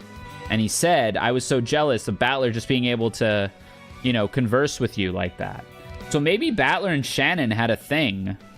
And then Battler forgot. Which probably ties into the two Battlers theory. The Battler born of Asumu was the one 6 years ago that was in... Yeah, if the Battler born 6 years ago was in love with Shannon. If Shannon and Battler were in love 6 years ago. And then maybe even totally coincidentally or totally unrelated, not because they had a thing going, that Battler died, as did Asumu. Then Kiri's son, Battler, who wasn't actually miscarried but was raised in secret because Rudolph didn't want to give it up. Kiri's son, Battler, was brought in to be a part of the family. Again, that's the whole, he doesn't remember shit. Oh my god, you're so much taller. Got the red hair. There's a lot of things that, like, makes it where I think that the Battler that we've come to know is Kiri's son. And so Rudolph brought that Battler in, one, because now he's with Kiri. And so Battler, Angie, Kiri, and Rudolph are all 100% blood related. And Rudolph finally gets to have, like, his family as he wanted it. Because he clearly loved Kiri the whole time, even though Asumu became pregnant with his first child. Or I guess technically they were, like, simultaneous children. But, you know, he was already married to Asumu when the two Battlers were born. And maybe Battler wasn't Battler as he was growing up. Maybe he was raised by the, what are they called? What's the other family? You know who I'm talking about. Kiri's family. The Sumaderas, yeah. Maybe he was raised by the Sumaderas, and then when the time came, either through tragedy or through some nefarious... Rudolph might be a piece of shit. He might have been like, I'm gonna kill my wife, I'm gonna kill my other son. Or maybe the other son died. But that Battler, the one born of Asumu, and Shannon had a thing. And it was what made George, you know, kind of awaken himself and say, hey, I think I want to become, you know, more of a man now. That Battler died. Nobody said anything because the second Battler was never supposed to be alive. So Rudolph just switched that Battler in and said, hey, you can have a run at the succession now. Come back to the family. And that's why all this stuff was so, like, he doesn't remember, like, shit from 6 years ago. He does remember spending time with Maria, though, which is a bit curious. Unless that's all just kind of scripted. And so, when he finally came back to the island, Shannon was like, hey, welcome back. How you been? You know, blah, blah, blah. And then it's, like, not the same guy, and he doesn't remember any of it. So she kills everybody. It's a little extreme. But, and then, like, she fell for George as well. A lot of that doesn't maybe check out one-to-one. But I think we're somewhere in the ballpark there of this is what happened. She could have killed everybody because they hid that Battler died from her. That could do with it. She did die in a lot of the games, though. I wonder, but she's the storyteller, too. If this theory is correct, that makes episode 1 even funnier, since Battler was going to grope Shannon's chest and Shannon was going to let him. Right? Like, there's a lot of little things like that that actually check out if, like... Because what else, with everything we know now, what else could it be that happened that now, let's just straight up say Shannon wants Battler to remember? Let's see. I've had enough of playing the servant. I've had enough of being a human. From this night forth, I am Beatrice, the golden witch Beatrice, who has lived for 1,000 years. She's so based. Praise me, servants. Have fear when you are chosen for the night shift. In the nighttime mansion, everything is mine, for that is my time. Oh, I am one yet many. Yes, let our world swallow up everything. It's like the raging seas. Well now, let us drink the mysterious moon dry tonight, with this human book as a side dish. You call this a mystery? You call this a closed room? You call this a crime impossible for humans? Don't make me laugh. With all these holes and weak points, you call this crime impossible for humans? Is there no splendid closed room magic that can do my name justice? No, not here, not here, not there. Not there either. All of them are pathetic. It's enough to make one giggle. But now I'm not sure which is the side dish, the moon or the book. I get tired of mystery. I can change myself into a butterfly. If I can flit about the island, the mansion, the vast forest at will. I'll follow those cowardly servants as they do their nighttime rounds. And when they check to see that a window is locked, they'll see me laughing at them in the reflection on the glass. I can be fickle and do as I please. Pranks at night should be a lot of fun. Okay, I've decided. Let's play like that starting tonight. How amusing. What amusement this night shall bring. In the world of witches, the only limits to your fun are the limits of your imagination. My imagination shall become the source of my magical power. Splendid. It shall all be so fun. I shall expand it infinitely, and let it swallow the whole island. The island's night will be mine. Oh, how refined and pleasant are the days of a witch. I am one yet many. Here's to the wonderful world of witches. Kampai. So sick. It's so peak. All right, 2-minute break. 2-minute break.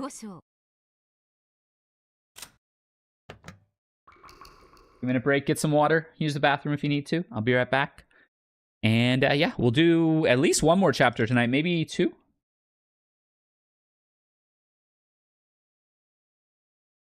BRB.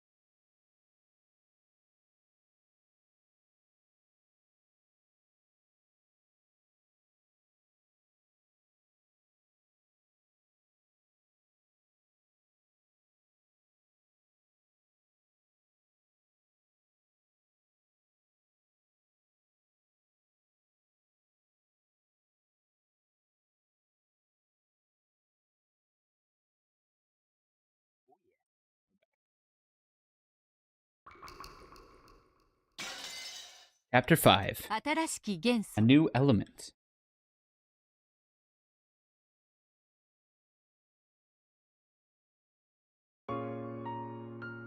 Oh, I think I say it every time, but I think this is my favorite song on the soundtrack.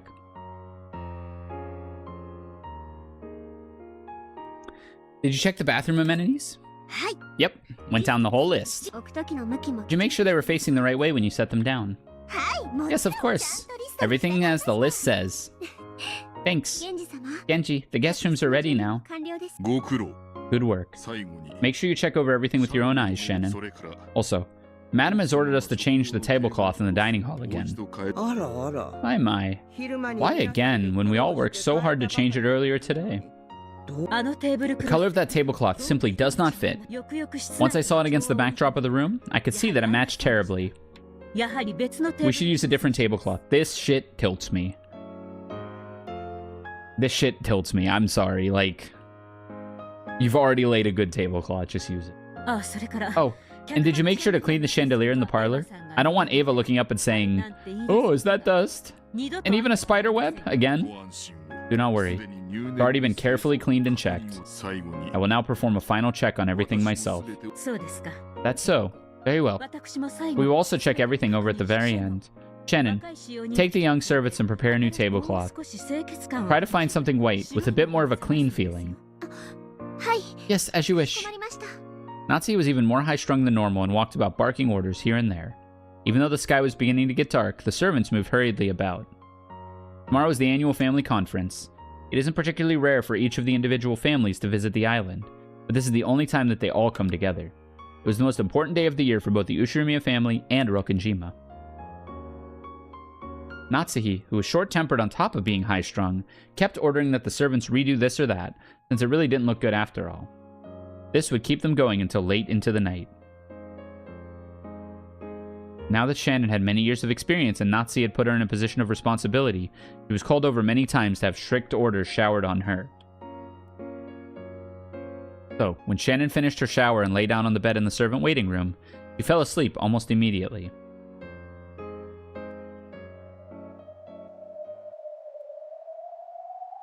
can hear the sound of wind coming from somewhere far away.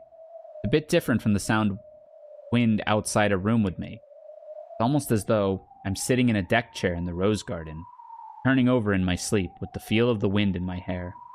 That's right, the feel. This isn't a sound, it's a feeling. Then this is a dream? Just as I was about to accept this theory, I thought I heard someone talking to me. My. It seems the work of a servant is just as boring as it ever was. Not only boring, but difficult, strict, constraining, joyless. All you get in return for your years of service is some level of respect from the newer servants.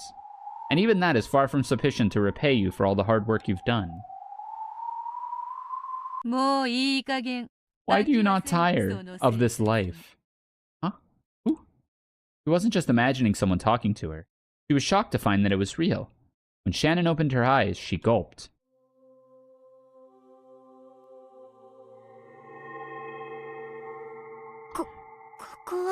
Did Ava know that Shannon was the child of Kinzo and figured it out, and that's why she didn't want George with her?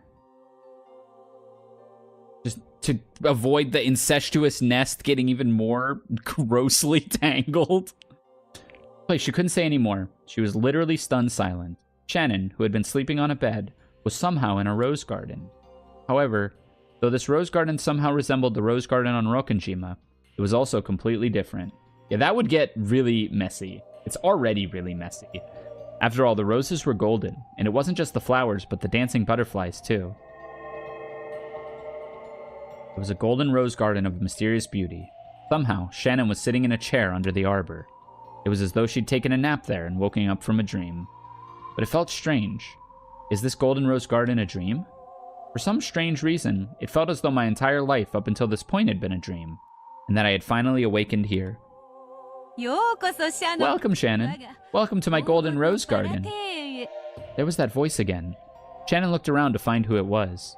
As she did, a golden butterfly landed on a seat across from her and instantly created a human form.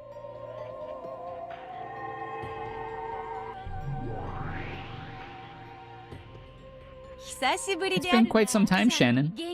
Have you been well? Of course, I know you have been. After all, I've been watching all of you every day. This woman laughed as though she was an old friend of Shannon's. However, Shannon obviously didn't remember the strange gold rose garden, and she didn't remember this person's face either. Indeed.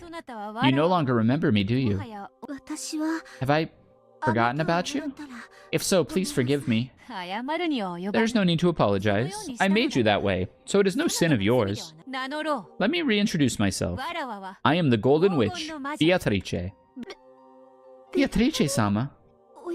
The benefactor of the Ushirimiya family, whom the master always speaks of? Not that, Beatrice.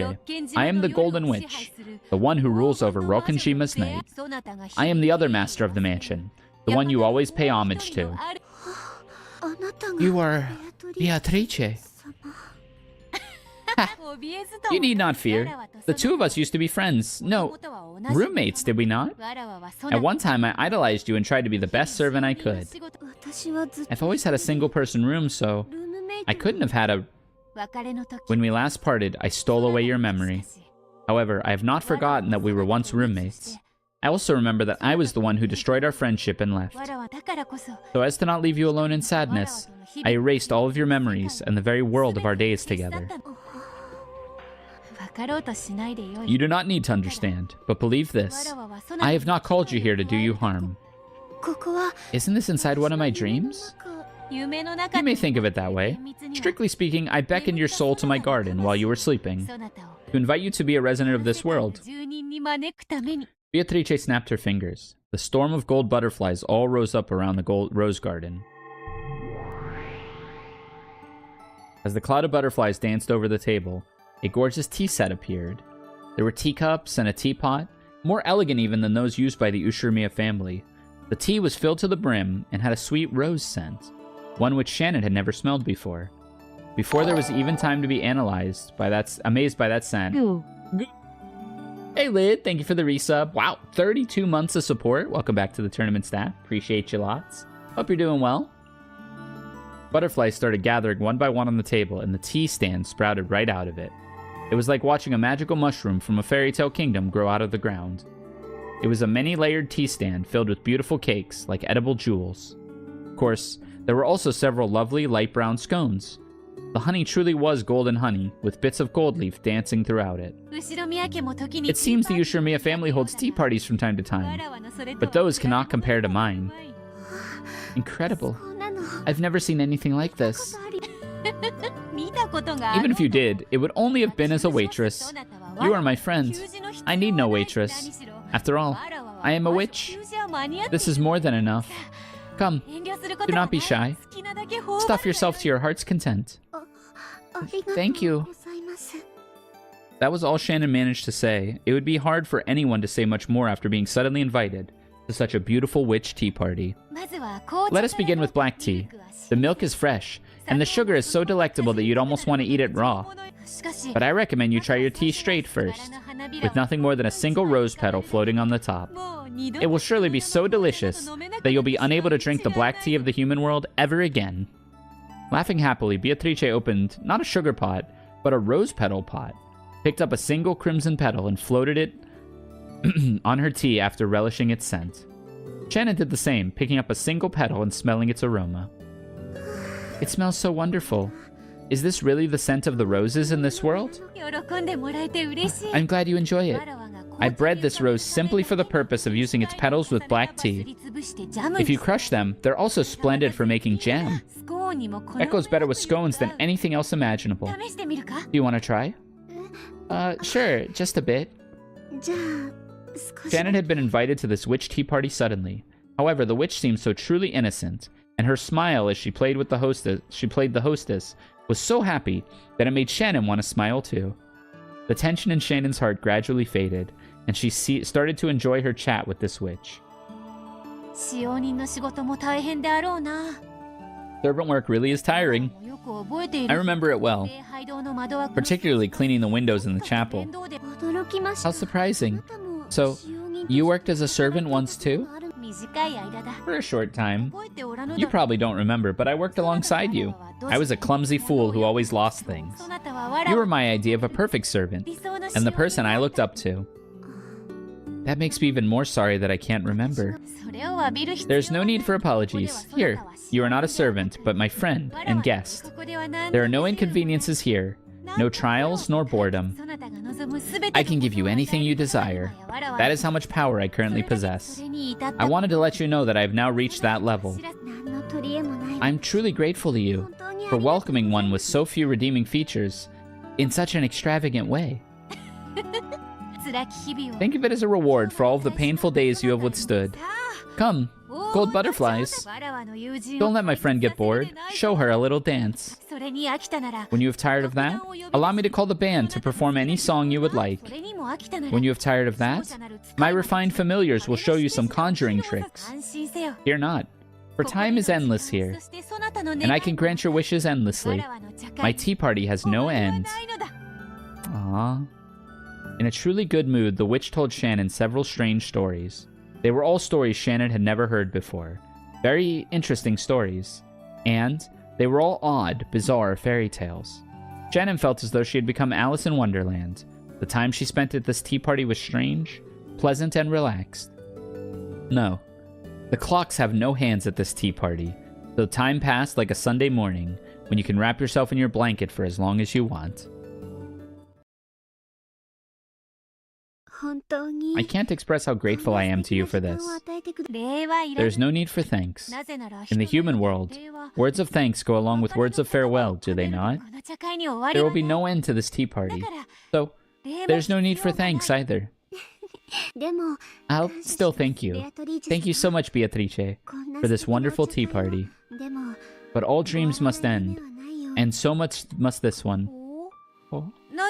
And why must they end? Because I start early tomorrow. If I stay here talking too long, I'll sleep in, and Madam will give me a good scolding.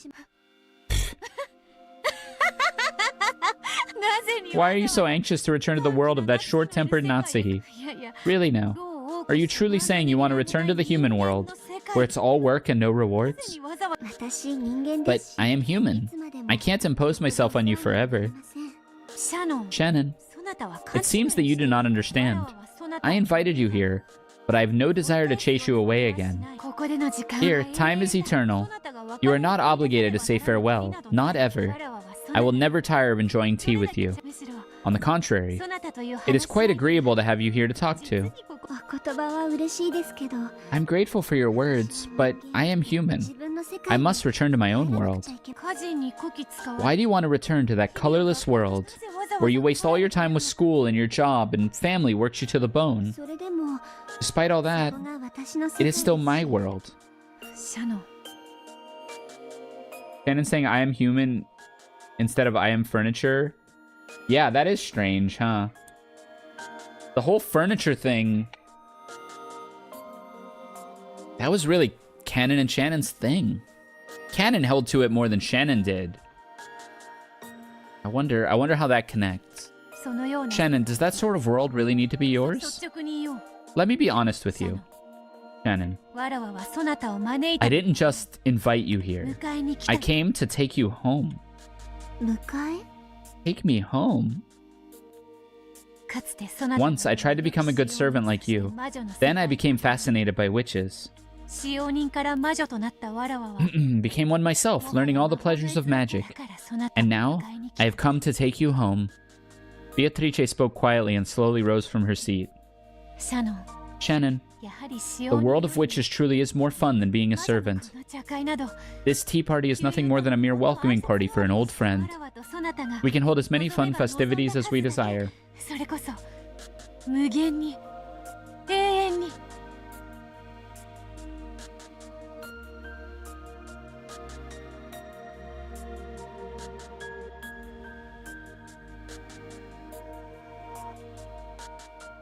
This is the endless, the eternal. Now that this golden rose garden has been completed, I have reached my goal. This place is paradise. Yes, let us call it the Golden Paradise. Now that it has been completed, I have come to welcome you in. There's no need for any inconveniences, any perseverance or hard work. Here, You and I can enjoy ourselves for all eternity.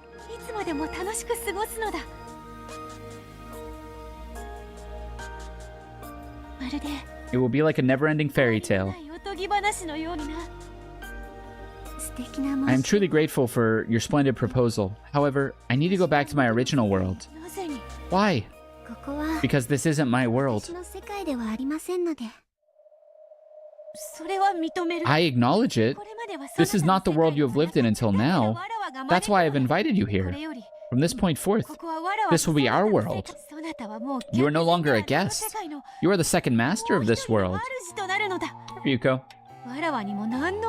You need show no restraint for my sake. We'll just live in this endless world like we once lived as roommates. I regret that I have no memory of that time. However, I'll have to turn down your invitation. Why? What responsibility forces you to return to the world of humans? True. The world of humans, or the world of servants, is busy all the time. Madam is strict, high-strung, and has a short temper. It'd be a lie if I said that everyday chores weren't a pain, and having to balance work with school makes it even harder. Beatrice had watched over Shannon's painful days the whole time. She had seen those constantly tired shoulders heave in a sigh over and over.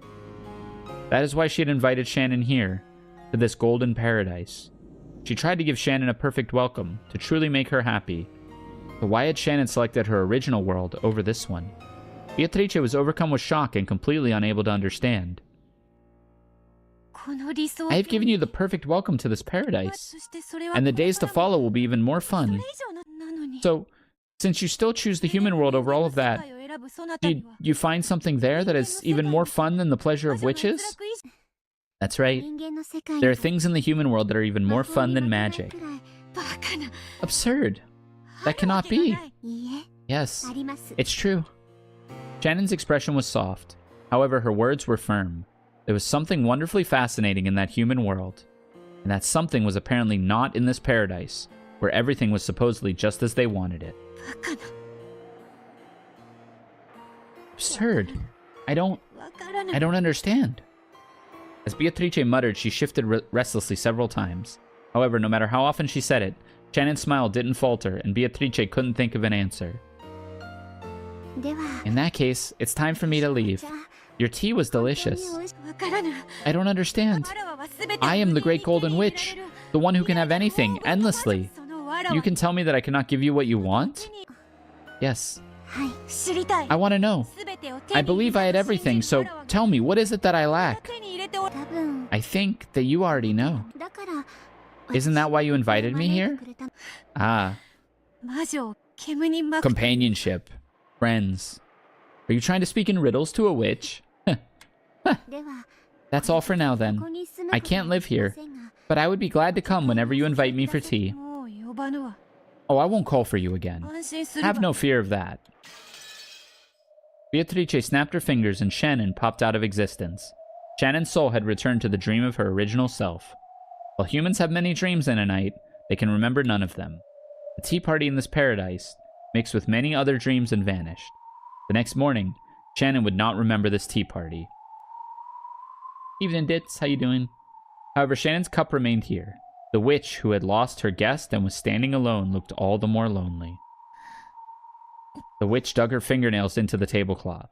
The grimace that she bit her lower lip made it clear that she still hadn't solved the puzzle Shannon had left behind. Aww. Riche.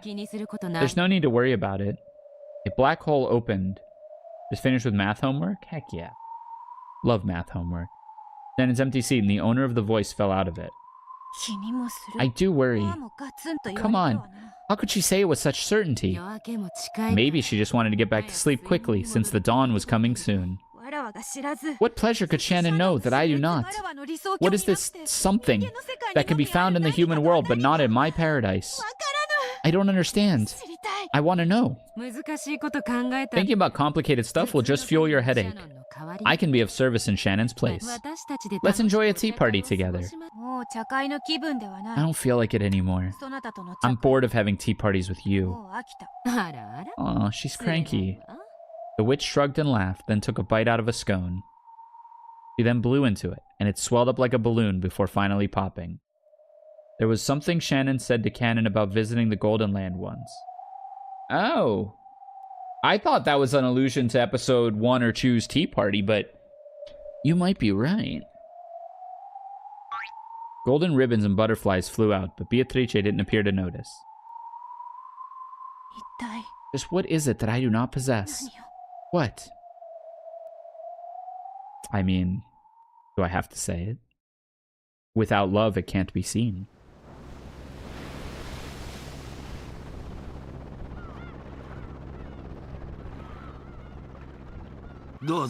Watch your step there. Thank you, Captain. Make sure you take good care of yourself. I've got a friend who sells this stuff that's supposed to be great for stiff shoulders.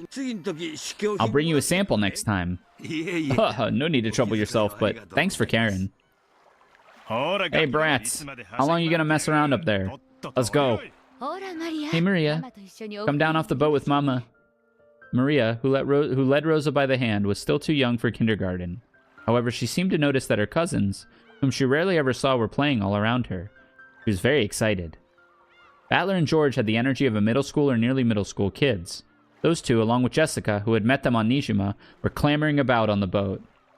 How far in the past are we? 10 years. This is, well, 5 to 10 years. This is before 86, but after 76. Awesome. You okay, Asumu? You really don't like riding things, do you? Rudolph lent an arm to his wife Asumu. Welcome to Rokkenjima. Thank you for making such a long journey. The whole family had gathered for the conference. At this point in time, Rudolph's wife was still Asumu, and Angie hadn't been born. Goda and Cannon hadn't yet been employed by the Ushiromiya family. Yeah, Asumu's still alive, meaning it is before 1980, but after 1976.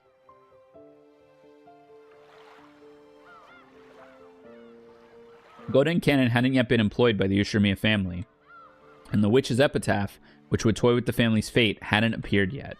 They probably couldn't even imagine the bizarre crime that they would encounter several years later.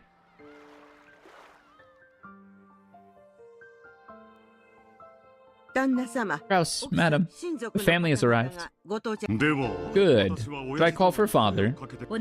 Please do. I will go welcome everyone. Oh, Shannon. Who cleaned this window frame? It still has dust on it. Quickly, wipe it off. As you wish, madam. Oh, come on. Natsu's making her work so hard again. Just what good does she find in such a limited, ulcer-inducing life? I wanted to know. Shannon, what is it that you found? And what do you mean that you said I already knew what I was missing? Shannon, is this something I must learn by learning about you? What's different about the day of the family conference on Rokkenjima? It's gotta be the noise. There's never this many kids around.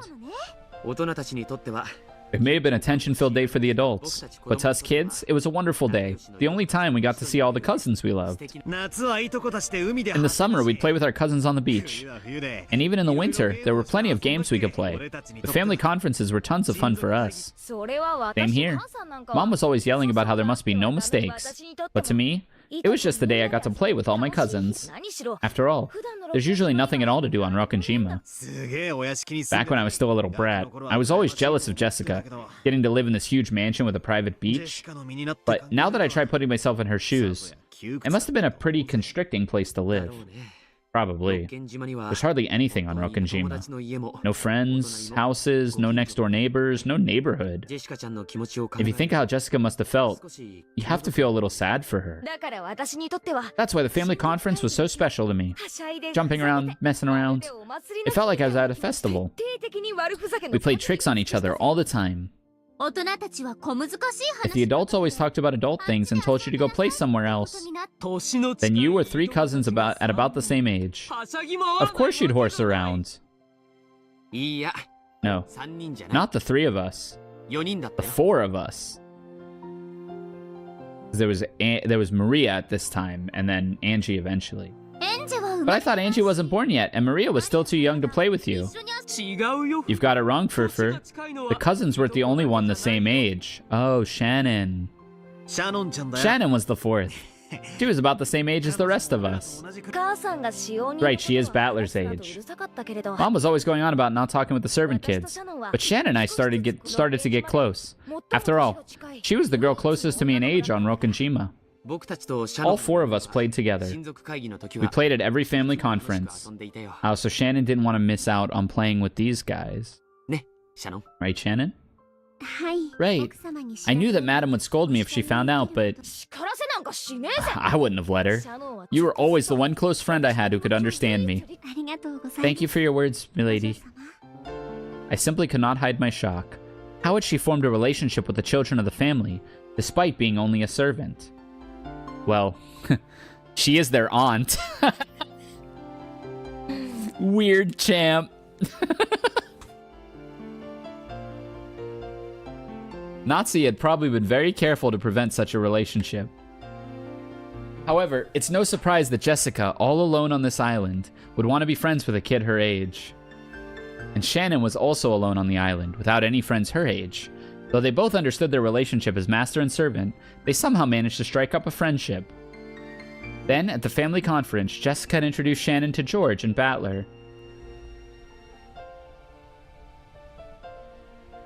Yeah, there's a lot of problematic stuff there, Ditz. Also, I think somewhere early on I said Shannon's gotta be Kinzo's kid. Or not Kinzo's kid, Kinzo's grandkid, I think I said at the time. Because she was allowed to bear the crest. Total whiff in the dark there, but I think it was right. All of the adults had their hands full with the complicated discussion in the mansion. During that time, Shannon was able to set aside her role as a servant for a little bit. And acting her age with Jessica, George, and Battler. I didn't even know that Shannon had constructed the new world so quickly. And as butterflies hiding in the as a butterfly hiding in the shadows, I observed this new world of Shannon's.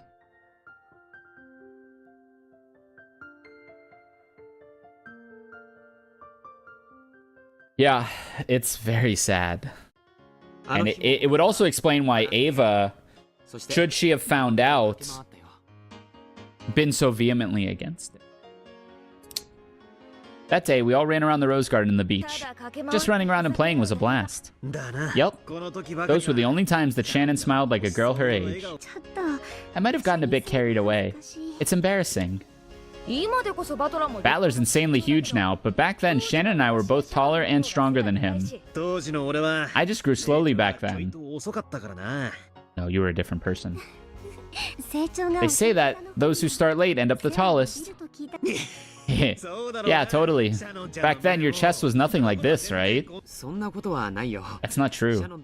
Shannon already had plenty of womanly charm back then. Dude, George needs to stop. I beg you. Please, George, stop. Who knows? What the hell do you mean by womanly charm, you perv? Well, I was still pretty cute back then myself. That bra strap you could see through the shoulder of her summer clothing set off the lighting of youth in me. I remember whispering with George the night about how big her tits might be. Jeez. Is that true, George? I believe there has been some sort of misunderstanding. All I remember was lecturing him, as the older and more knowledgeable cousin, about the difference between how boys and girls grow. And so, rather than dirty talk between cousins late at night, it was, instead a sign of healthy growth and, yeah. I remember all of us cousins talking about stuff like that until midnight. About how apparently someone in the next class had kissed someone else, or how you held hands with a girl you liked at summer camp. We gotta stop this, man. And about so-and-so, who you thought probably liked you, and stuff like that. It's so embarrassing, it makes me shiver. Isn't that nice? Another sweet page in the book of adolescence. The most pure love comes when boys and girls first start noticing each other. The simple, pure desire just to be around someone of the opposite sex. The noble first loves. Just wonderful. A bunch of kids thinking and talking about the world of love. Did that sort of thing really happen? Don't play dumb. You were the most absorbed and curious of all of us, sitting there till even your ears turned red. I was not curious. I was just surprised at how much everyone knew, and that's right. Shannon always played dumb the most, even though she was the most interested. She was the biggest perv there. That's not true. That's not true. I hate you, milady. Yeah, it was always like this. In the day, we'd run around like kids, and at night, we'd hug our pillows and talk about secret stuff. Looking back on all of it now, it really brings back some fond memories. We'd be whispering about something dirty, and whenever we heard footsteps of the adults coming by, we'd jump under the covers and pretend to be sleeping.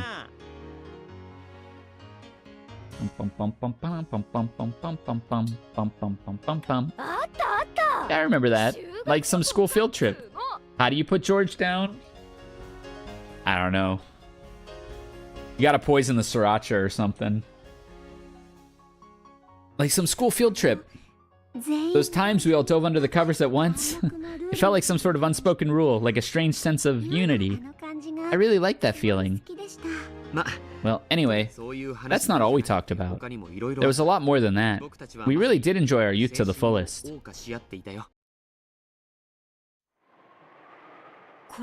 And what is this? Shannon, is this that fun thing of the human world? Is this incomprehensible messing around the thing that you found? A bunch of kids gathered together playing stupid games and talking about trivial matters? Is this the human pleasure you found that surpassed the pleasure of witches? Yes. Doesn't it look fun to you? I won't call it boring. However, I cannot see how such a vulgar game can compare to my paradise, where all wishes can be granted. Interacting with people is a lot of fun. Of course, I also think your world is fun, but even so, I choose this world. I don't understand. I don't understand at all. Beatrice held her head as though she was having a headache, but no matter how much she grimaced, she couldn't think of an answer. Tell me, what is it you found with this vulgar playing? Do you want to know? I do. Love. Love?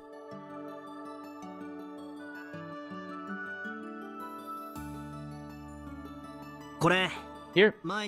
It's the Queen book I promised. That would put into question of Game 6 fight of Shannon and Cannon shooting each other.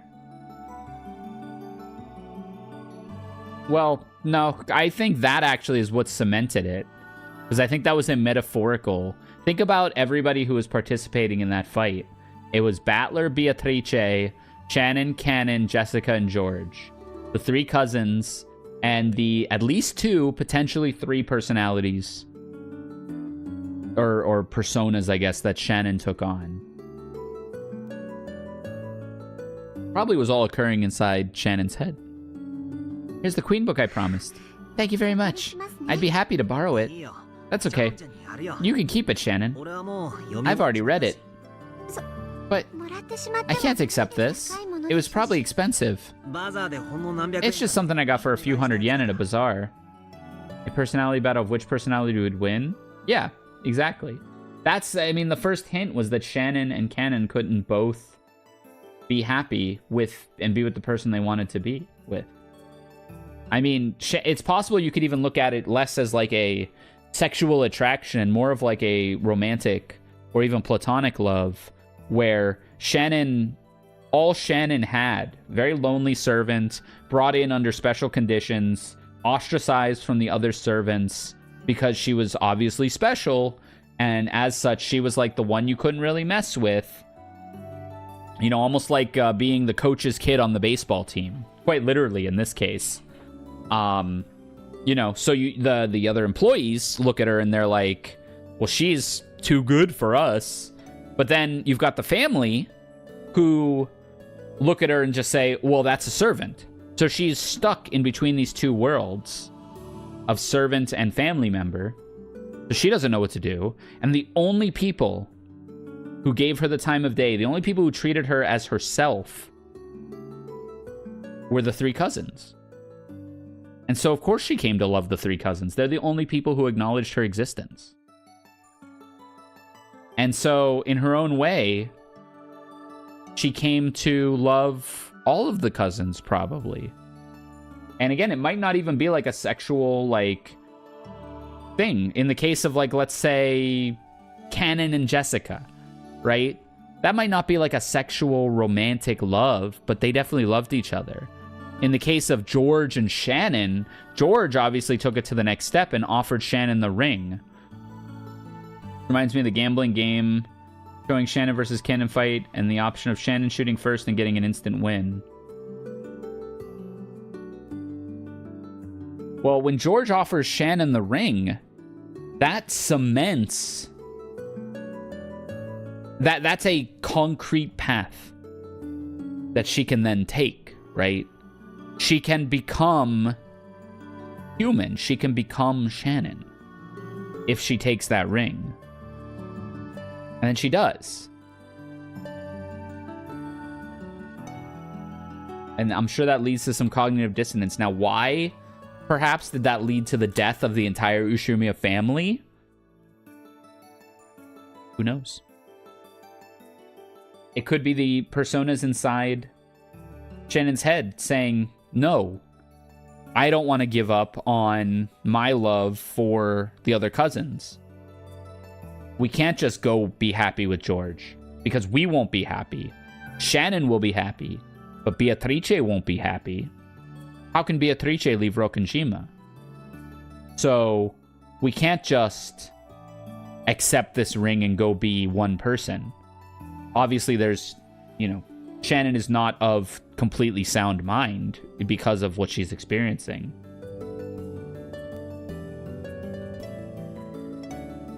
Yeah, there had to have been some trigger moments, and I think we'll probably see that soon. Don't worry about it. I'd rather if you read it quickly so we can talk about it. It's fun to talk about that sort of stuff with you, Shannon. Is this Battler? Yes. It's fun for me too. It's much more fun to read mystery novels with two people instead of alone. Stretch. I'm stretching. I like talking about it and imagining all kinds of things.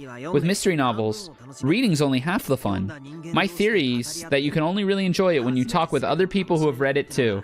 I think I agree with that.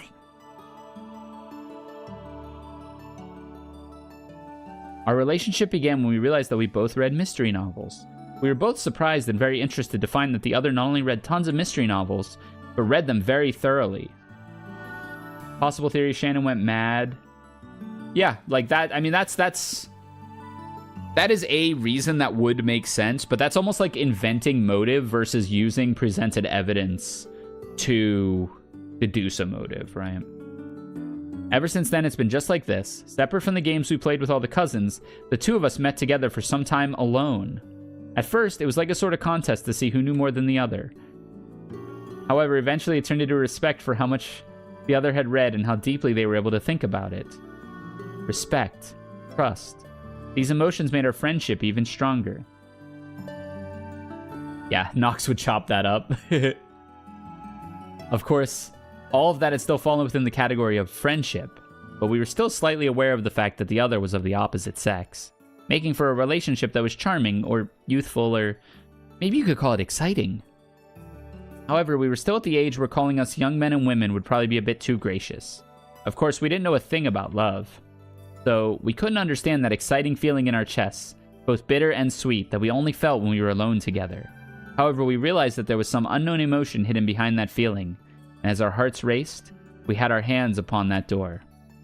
That was the exciting age we were at, so at some point our discussions about mystery novels became just an excuse for us to meet alone. There aren't many mystery novels that care much about the why-done-it.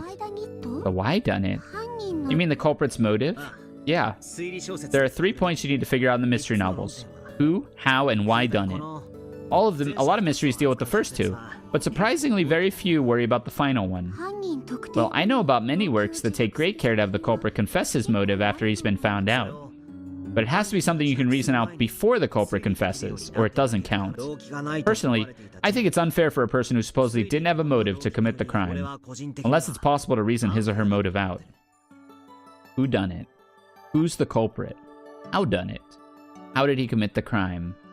Why done it? Why did he commit the crime? There are tons of works that ask about who the culprit is and what tricks they use. In fact, almost all are like that. However, I don't think there are many novels that ask you to figure out the motive. Good point. That might be the most neglected of the three. Mysteries don't take the why seriously. Don't really feel complete to me. No, I'm not saying they're boring. It's more like they're missing the most important part. The most important part is missing? The heart. The heart is missing. Heart. I think the human heart is a really important thing. If a person's going to decide to commit murder, plan it out and get everything ready and actually carry it out, you need an incredibly strong force of the heart. The heart is what moves people. In other words, only the heart can kill a person. When an emotional upheaval grows strong enough to make a person want to kill, the result is the tragedy called murder. If we turn it around, does that mean the true way to close in on the crime is by searching for the heart that brings the tragedy of the murder? Only the heart can kill a person. So if a person has been killed, you must search for that heart. That's what he's saying. That's why I can't really enjoy novels where the culprit is just a homicidal maniac who kills for fun. Then you like novels that show a strong enough movement of the heart to lead to murder? That's right. And my favorite ones are the novels that let you reason that out. As he spoke, he looked back at me and smiled. Before today, I used to like novels that focused on exposing tricks. However, I decided to look for novels like the ones he recommended in the future.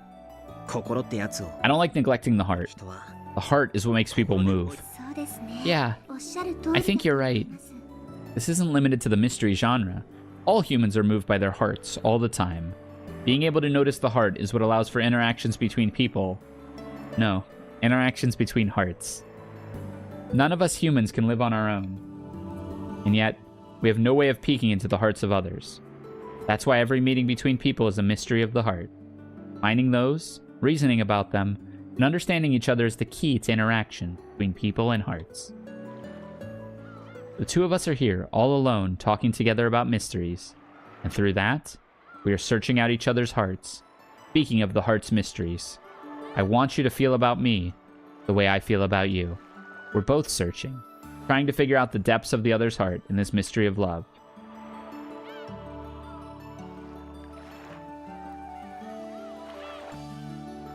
Aww. So, it all makes sense now. Look how late it's gotten. I wonder if Aniki and the others are waiting for us. Yeah, we should probably get back soon. Time seems to fly by when I'm talking with you, Shannon. You seem to be speaking in the words of my heart. We were thinking the same thing, so the same words came out. I wish we could talk together like this forever. I hate clocks. Same here. Talking about this stuff with you is the most fun part of coming to Rokkenjima. When I saw that his smiling eyes were looking right at me, I turned away. I had a discussion with someone about writing stories today and how important it is to have humanity in stories. Yeah. I couldn't see him see my suddenly red face. If only I could leave this place. I'd be able to read so much more. The bookshop on Nijima that I go to and the bookshop he goes to in the city are on completely different scales. The book exchange between the two of us had become completely one-sided, with him giving me all the books.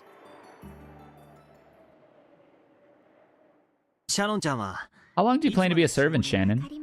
I don't know. If someday you decide to quit, if I do, come over to my place. He said it almost carelessly. Maybe he was a bit embarrassed since he laughed weakly and blushed a little. And then we won't need to worry about time running out anymore. That's right. We could be together as long as we wanted. The little secret dates on this island only happened a few times a year. And even when they did happen, it was only for a short, uncertain period of time. It wouldn't work over the phone or with letters. We can only talk about our mystery when we're standing together like this. I know that day will come someday. You think it will? Yeah, I'm certain of it. Certain? Why is he certain? When that day comes, I'll come for you, riding a white horse. Huh? After saying this, he turned away. He was probably too proud to show me his blushing cheeks. Even without seeing, I know what his face looked like. To come riding on a white horse. Isn't that like a prince riding a white horse? What exactly does that mean? Does it mean you're going to be my prince? My mind was going all blank, so I just couldn't reason out his mystery of love, even though it was all plain and simple. その日はいつ来るんでしょう? Yeah, I don't know what happened to that battler, but it all makes sense if it all aligns with what I've been saying. I wonder when that day will come. Anytime you're ready. My heart skipped a beat. I was so sweet, yet it hurt. Anytime's good for me. This is your life we're talking about, Shannon. You should think about it carefully before you decide. And once you've made up your mind, I'll respect your decision, no matter when you make it. Okay. I'll keep waiting until that day comes. Only I'd been a bit more foolish and courageous. I could have said then and there that I was already prepared, and asked him to take me away from this island right away. But I couldn't say it. I had to think carefully about my future, for both of our sakes. My head was filled with pointless, senseless thoughts. I'm glad. Thank you. With his back still to me, he scratched his head and laughed. I knew he was doing this out of embarrassment, so I could clearly tell what his expression must have been. In the same way, he must have realized what my face looked like. We're both puzzle solvers of love. We theorize about each other's love, solving each other's mysteries. Thanks for giving me time. You have all the time in the world. No. I'd feel bad if I kept you waiting too long. So I've decided. No, I should say that I will decide. I don't mean that I'll quit my job today, right now. Yes, 1 year. 1 year from now. If a year after now you still feel like coming for me on a white horse, and me too. If I still feel like a year from now, I'd like to dedicate the rest of my life to you. 1 year from now, right here, I'd like to make my decision. A year, huh? That sounds good. Spring, summer, autumn, winter. That's a good amount of time to look honestly into your heart. So, next year, please, come for me, okay? Yeah. He responded to my cowardly determination with a strong answer. I'll be waiting for that day to come. Yes, I'll be waiting too. Make sure you come, okay? Yeah. Don't forget. Come here next year, okay? Yeah. I'll come. That's for certain. I'll meet you here. That's for certain. Oh. I'm gonna cry.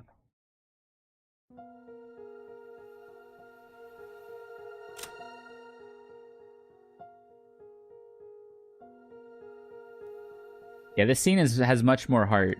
And yeah, we've read a lot, Lunar Festival. So,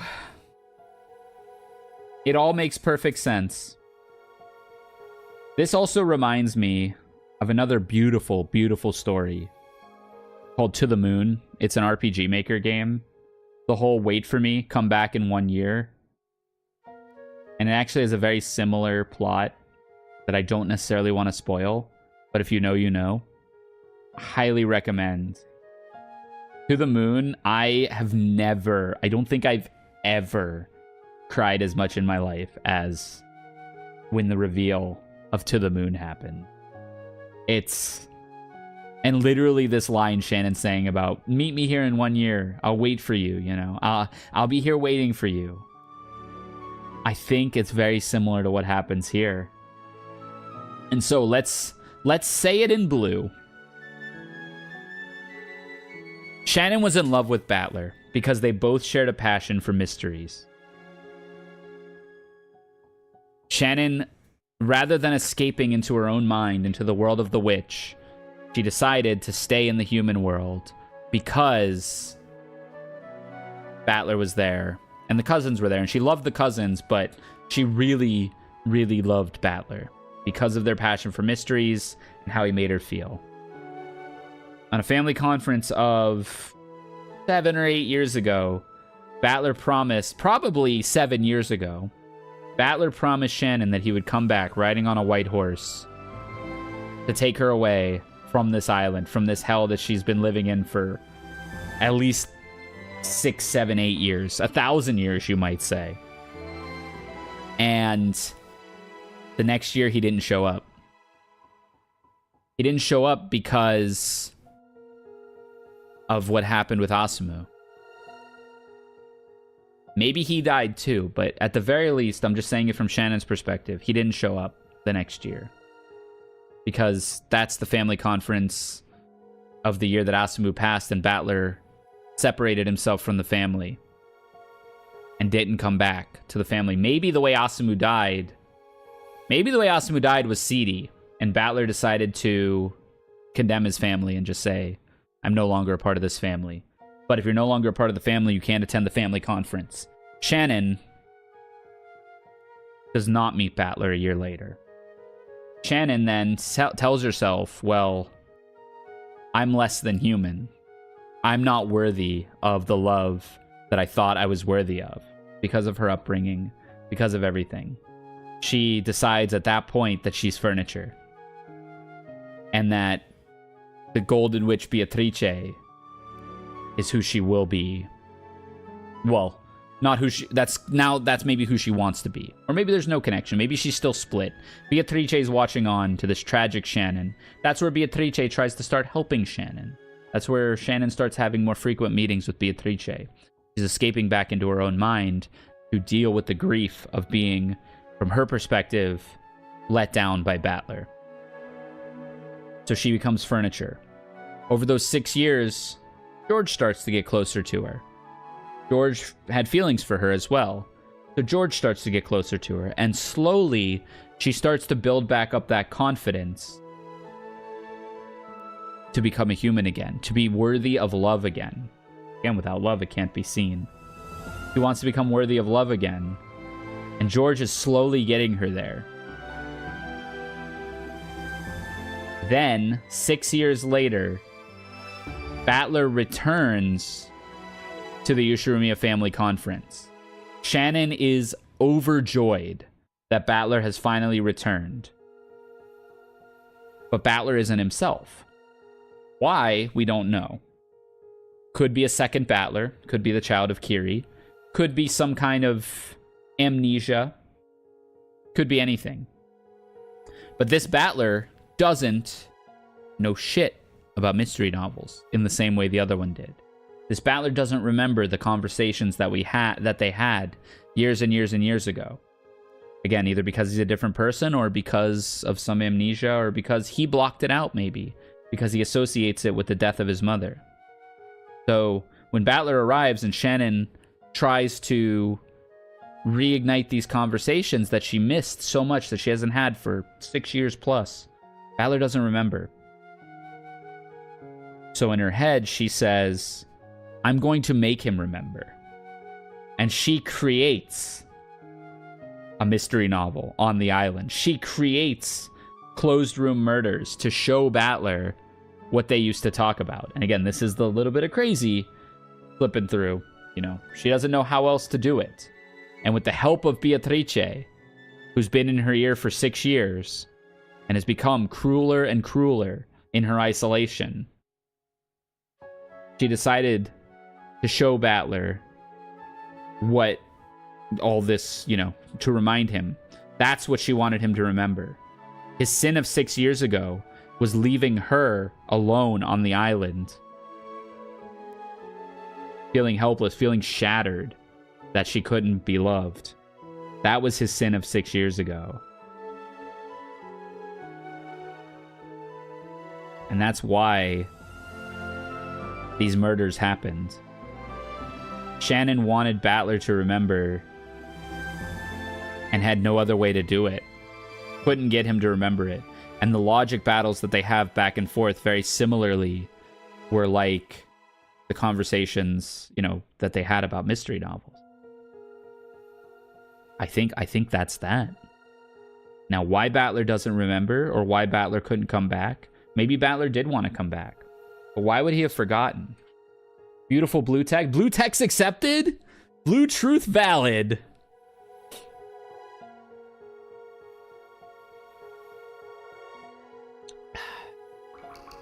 Let's see where it goes. We'll do one more chapter.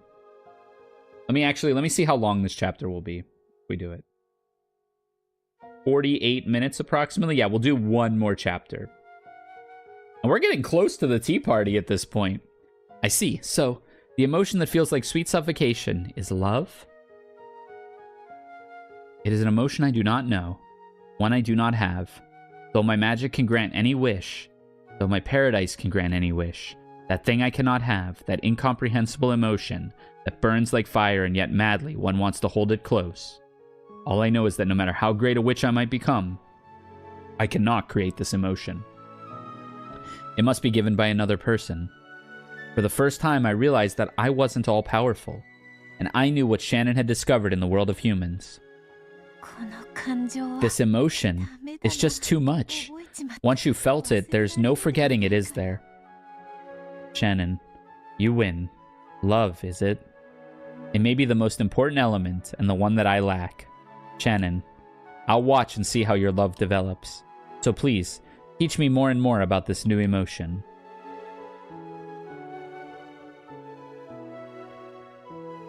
Oh, I thought that chapter was already over.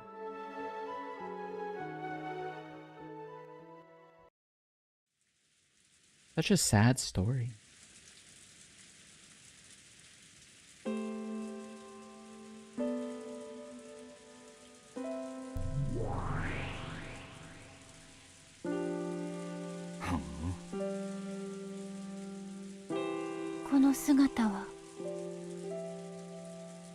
I picked the right day to enjoy Umineko with some ice cream? Heck yeah.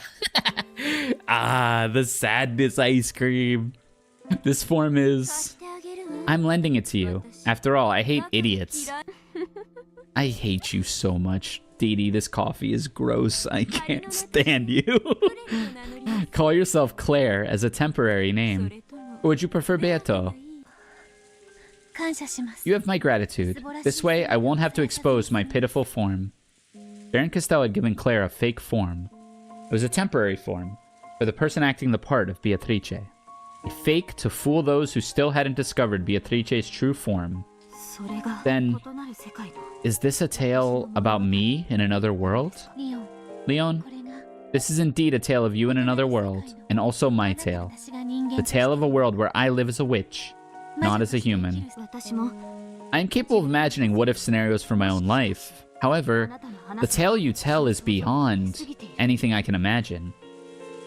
Even so, it is the life that another you has led. But still, that doesn't mean I can accept it easily.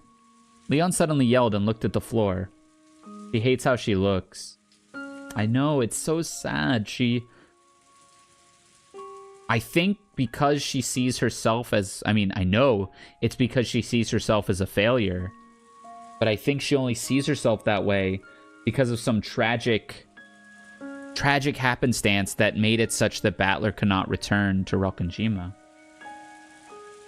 Leon suddenly yelled and looked at the floor. Leon already knew.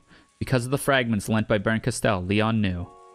There was a different world, where Leon lived as the Golden Witch Beatrice, and in this world, eventually, on the day of the 1986 October Family Conference, she would be the ringleader of a terrible crime. Even if it is a different world, you're saying that I get my entire family and all of the servants involved in a terrible crime that I'm the mastermind of? How am I supposed to deal with that?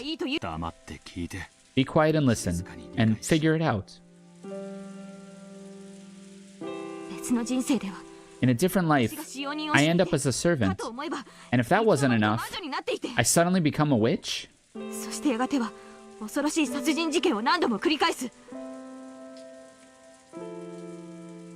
And then, I eventually carry out several terrifying murders? How am I supposed to understand that? Yeah, I see where you're coming from. I doubt anyone could understand. This person here thought that no one would ever understand. That's why you're here. That's why Baron Castell brought you two. Two people who never should have met together like this. It's not like I had any deep reason for it. It was just a whim. This is a motive that no one else can understand, Leon. So you need to be the one to understand it. I'm not the main character in this tale. Based. Someone not saying they're not the main character. Actual humility. I'm just here to help you understand. You said that you understand the culprit's motive. Yes. Is that motive a satisfying explanation for why I'd kill my entire family? Who knows? That's for you to decide. Even if I say it's satisfying, that doesn't mean it'll satisfy you. You have to decide that for yourself. I really don't have a clue what's going on. I've seen several crimes called game boards that Beatrice supposedly carried out, and now I'm hearing another me talk about a different life from mine? But there's no connection between that and the crime. I don't understand. At this point, in the tale, even I could not have dreamed that I would eventually carry out such terrible crimes. In fact, even if I had been able to dream of it, I did not have the power to commit those crimes at that time. Probably. Your misfortune probably came when you solved the epitaph's riddle. Huh? You mean that epitaph about the hidden gold, which grandfather supposedly wrote? There exists a system for gaining different accomplices for each crime. Wait. Behold the Sweetfish River, running through my beloved... Is Shannon the key? S-H-A-N-O-N. That's 6 characters. Is Shannon the key? Reasoning can lead us to the possibility that the culprit possesses vast amounts of money. We can also envision another system, which involves dividing all to the golden land and making all loves bear fruit. So it wasn't just the motive. You've already seen that far as well. That's the answer to the final riddle from the 4th game. Your greatest misfortune was solving the epitaph, reviving as the Golden Witch in the truest sense, and gaining magical power.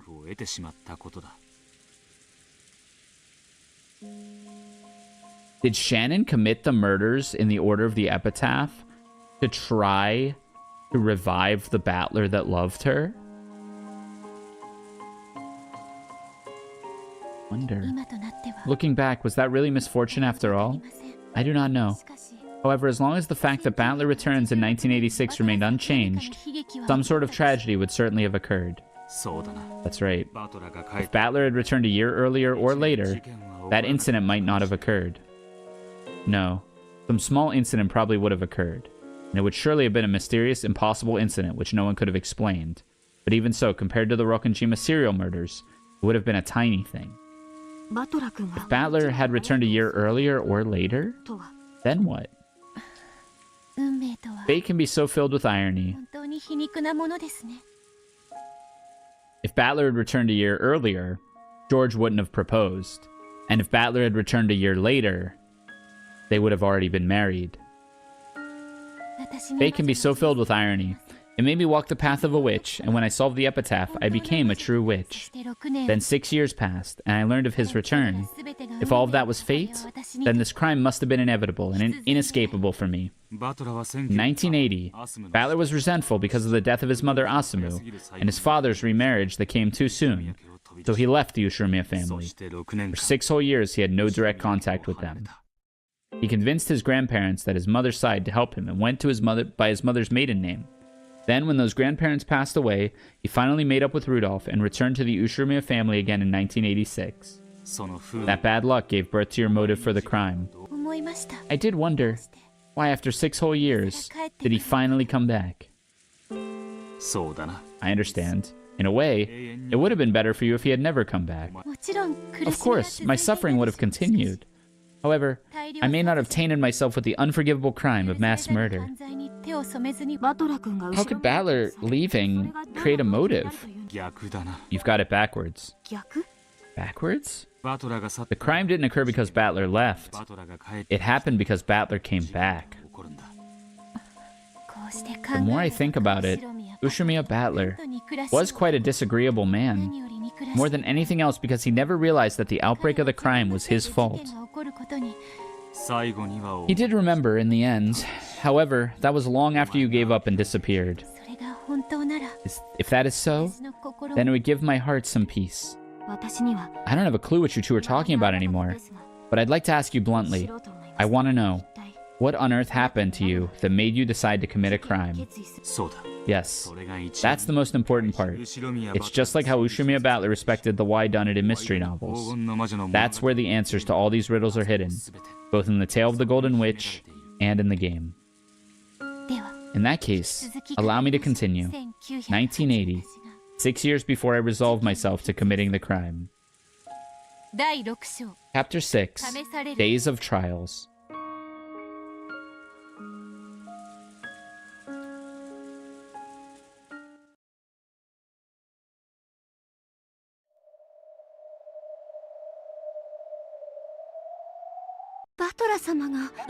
Has left the Ushiromiya family?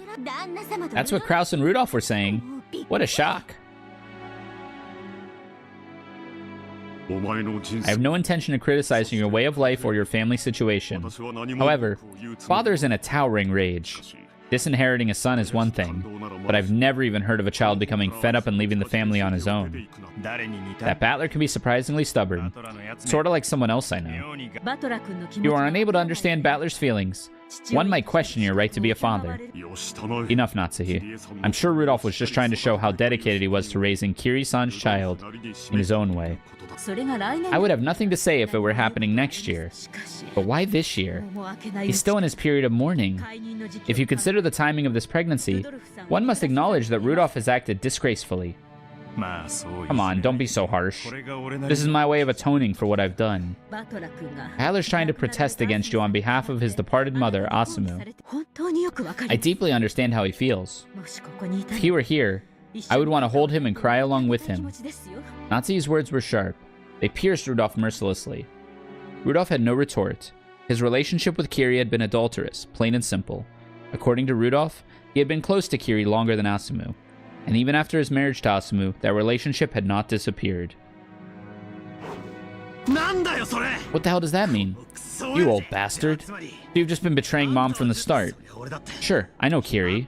You've told me that she was your business partner and a friend whose advice you could always rely on. You're trying to say after all this time that she was more than that? Then why should I give a damn? After Mom's death, you could have done whatever you wanted. I'm right there with you, saying that you should live life as you please. But just when did Kiri get pregnant? Back when Mom was still alive, right? Yeah, now I see. So this is why you always make me want to vomit. Are you glad Mom's finally dead now? You are, aren't you? I'm sure it would have been so hard on you, keeping your infidelity and a kid a secret while Mom was still alive.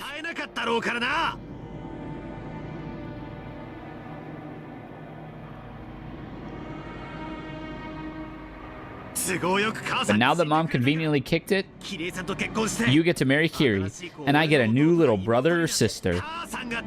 You can bet that Mom's crying in heaven. Oh yeah, like this is very reasonable. You bastard. You're embarrassing.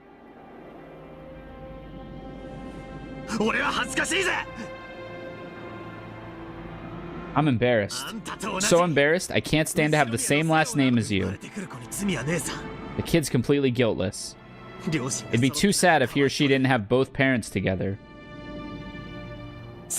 Go ahead. Build a new family and raise that kid to have a happy life. But I'll never forgive you. Mom isn't here to hate you anymore. So I'll hate you in her place. With all of my body and soul. So long, old bastard.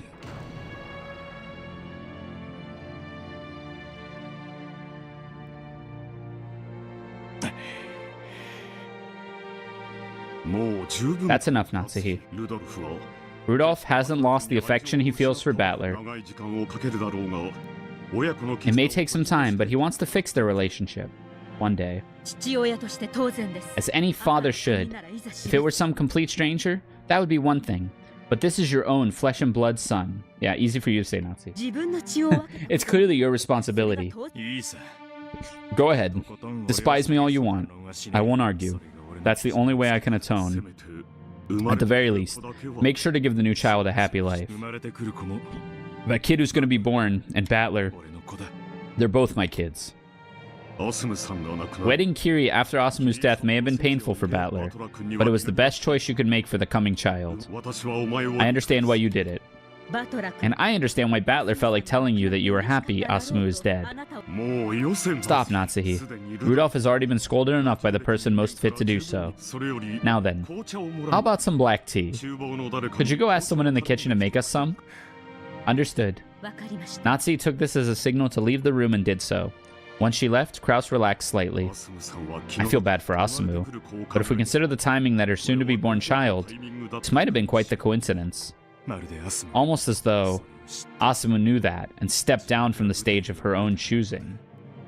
Did I kill Asumu? If so, how long has it been since I started killing her? If you still treasure Asumu's memory, then no matter how many years it takes, you must fix your relationship with Battler. Yeah, I know. And be sure to pour just as much affection on Kiri and the new child that is to be born, while also bearing Asumu's cross. So this makes me think there aren't two battlers, but the battler that Asumu raised is Kiri's kid. The one that was stillborn came out of Asumu, not out of Kiri. This is what this makes me think. If they have reserved seating in hell, if they do, I'd like to reserve myself a VIP spot. Based. That line goes hard. The news that Battler had abandoned the Ushiromiya family swept across the family. Poor Battler, too. I do believe that he'll make up with them eventually, but this is a matter for the family. It is not something servants need to concern themselves with.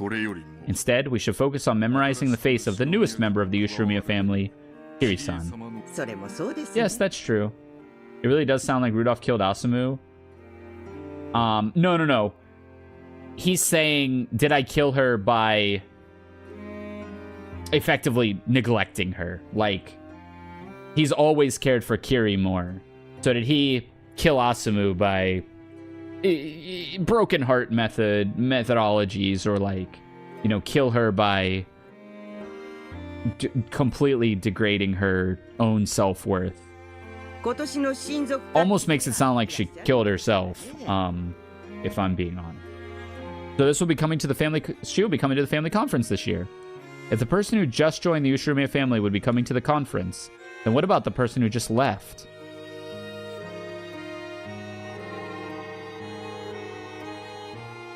That means Battler isn't coming, right? That seems to be the most probable outcome. How lonely is the loss of a single noisy man?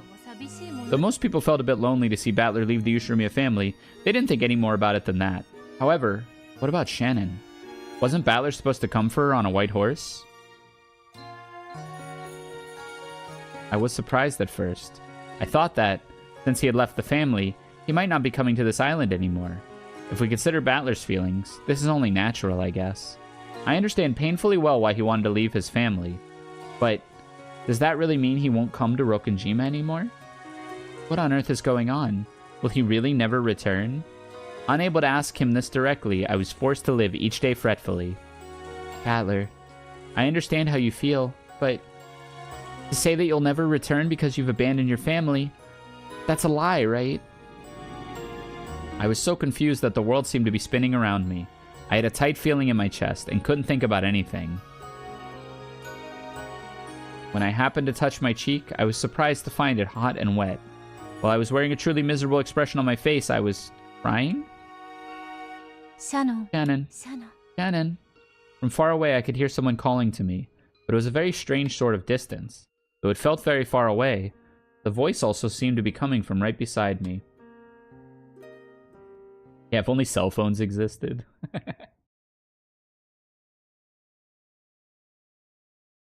Shannon, I know your heart. It's okay. It's just a fight between a boy and his father. And I'm sure the rumors blow everything out of proportion. Everything's just being exaggerated. Indeed. There are none who can say with certainty that Battler will not return to this island. You would do well to remain strong. Where is this place? I seem to remember it somehow. I think it reminds me of the scenery from a strange dream I once had. Then this must be another dream. I was there, under an arbor surrounded by a golden rose garden, and two witches in white and red dresses were showering words of encouragement upon me. You can be sure that those rumor-mongering young servants are embellishing the story however they please. So, he has changed his name, they say. Surely this could be nothing more than a family quarrel. Thank you. I wish I could believe that. Of course it's true. He's a boy after all. You can hardly be surprised that he has a few arguments with his dad. Precisely as you say. Clearly they will make it up to each other once they cool their heads. When men argue, it's always fiery at first, but they burn out quickly. In contrast, an argument between women burns like a steady flame, but the fuel never goes dry. Men's arguments are fierce but short, quick and easy. そうですね。 You're right. バトラさんとル I ド hope Battler and Rudolph 早く仲 make 直 up りする soon. といいですね。するとも Oh, they will. バトラーはいつも言っていた Have で you あろう heard が Battler mentioning it all the time? よく父 He 親と always fights with his 喧嘩を father. すると今回もそれ This ら is の just another one of those fights. 母親の死と The death of his mother and his father's remarriage have merely upset him. 祖父母の家へ行ってしまったそうだけ It ど sounds as though he's gone to live with his mother's parents. But after he's cooled his head for a few days, he'll come back. ほらあれよプチ家で It's like a kid running away from home, see? Two witches kept saying that Battler's fight hadn't been anything huge. If it had been a mere family quarrel, the rumors wouldn't have started in the first place. Taking an optimistic view here isn't likely to prove useful. いずれにせよ Either way, this is a problem between Battler and his father. If you're patient, time will heal all wounds. There's no point in you feeling bad over it. 今日バトラが来なかったから Just because Battler happened to be absent today doesn't mean we can't be sure he'll never come back. 今日はルドルフ All this means is that Rudolph came alone today. そうとも True. また次の Of course, he'll be at the next family conference, as energetic as ever. But then Rudolph will probably bring that Kiri here too. Battler may be sulky about it, but I'm certain that he will come as well. そうですね。 You're right. うん Yeah, きっと I'm sure you're right. そうですよね。 How nice would it be if they were right? In fact, if I could, I'd like to flip through the calendar until autumn right now and check to see whether he does come to the next conference. If he does, then all of my fears are groundless. It would mean the rumor-mongering family members and servants had just blown things out of proportion. If Battler was right here, I'd want to question him right away. Hey, isn't that true that you'll never come to Rokkenjima again? It isn't true that you'll never come to Rokkenjima again, right? And then he'll say that, of course he would come again, and it would be such a relief. I don't know the phone number for Rudolph's house, but I could probably look it up if I tried. However, as a servant of the family, I have no excuse for making such a call. And anyways, I have no way of knowing the phone number for Battler's grandparents' house. I can't do anything except wait for Rudolph's family to come visit and hope that my fears are groundless. However, will I be able to make it through the day feeling like this? No, I doubt I'll sleep a wink tonight. Just waiting around feeling like this when I don't know when my next chance will come. I can't do that. Will it be next month? Or the month after? In the worst case, I might have to wait till the next family conference. And I have to wait that long while holding back this suffocating feeling. I can't bear it. ねえ Hey, Shannon. 唐突に尋ね Sorry to ask this out of the あ blue, なたがした but when you made up your mind to do something by the next year, that something wasn't just quitting work as a servant on this island, right? I made that decision to start a new life. I didn't want to keep being a servant by force of habit. I made the decision to step into a new life, and to leave my old life as a servant behind.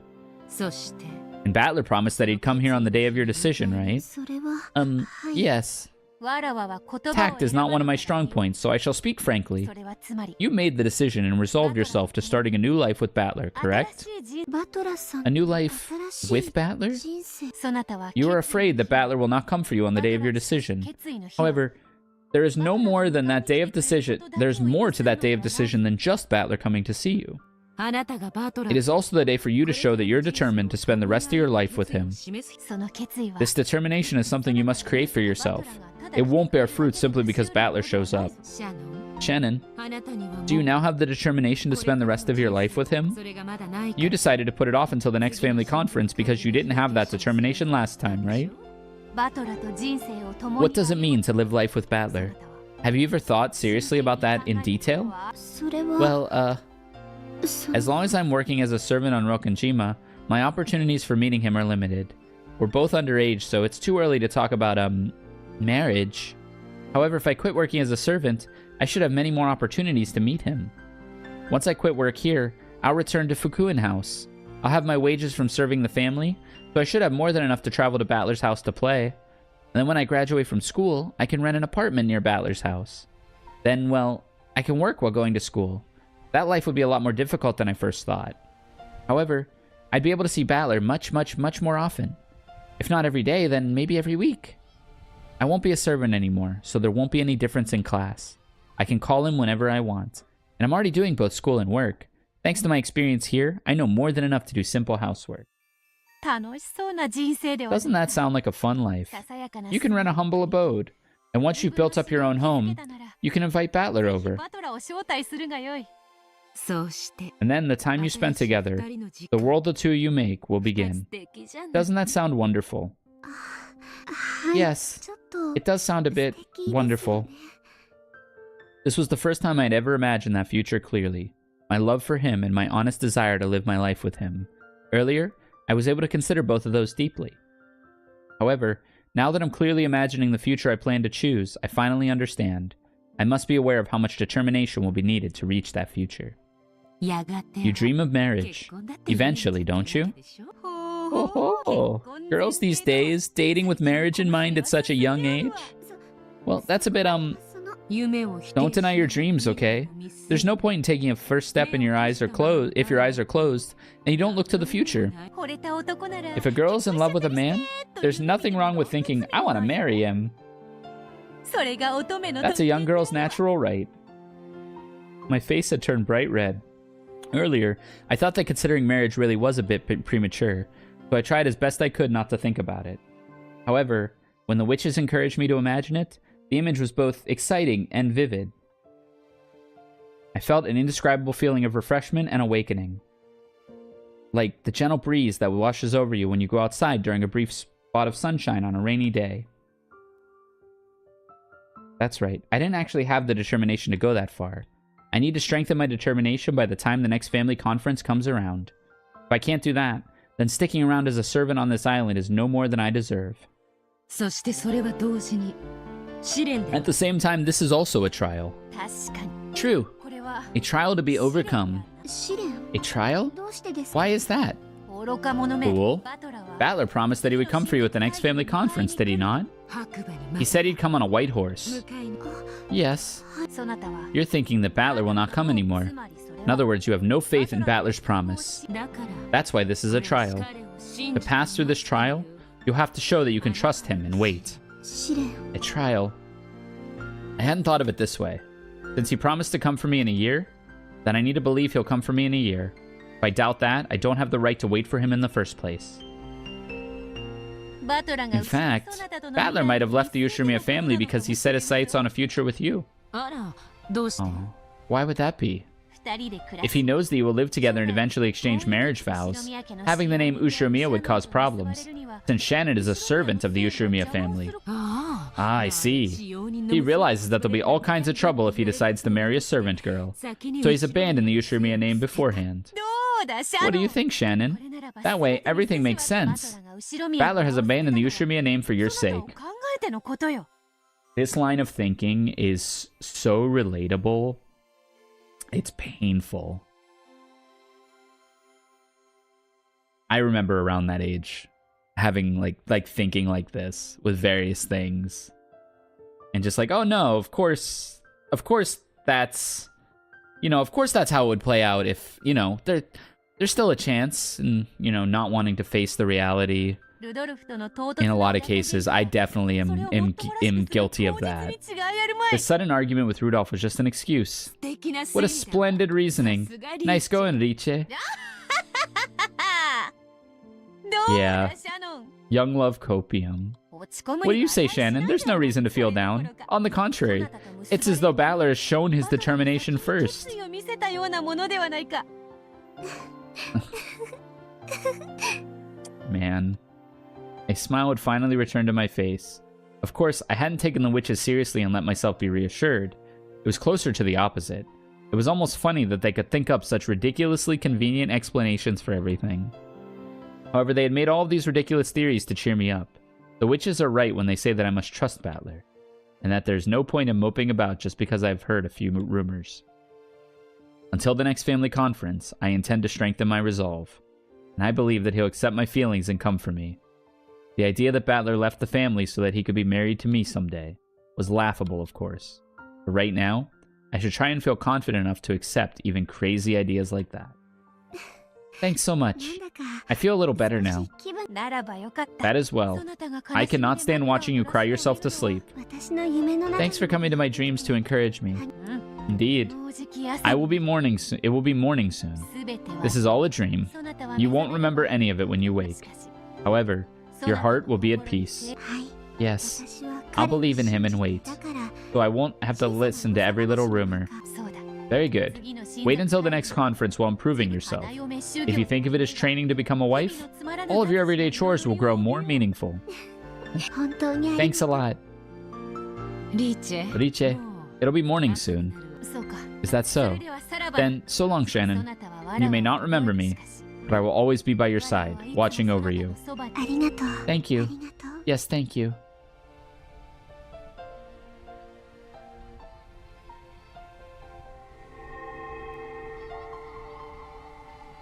The next family conference will be here in a flash. Wait for it at your leisure. Battler will certainly keep his promise.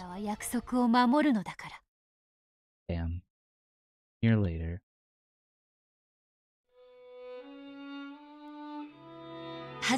Pleased to meet you. My name is Kiri. I hope we can become quick friends. I've known your name longer than I've known Asamu's. I hear you're Rudolph's old girlfriend. Oh, the way she said that was poisonous. Yes, we've known each other for quite a long time. Welcome to the Ushumiya family. I hope you find it easy to grow comfortable here. Yes.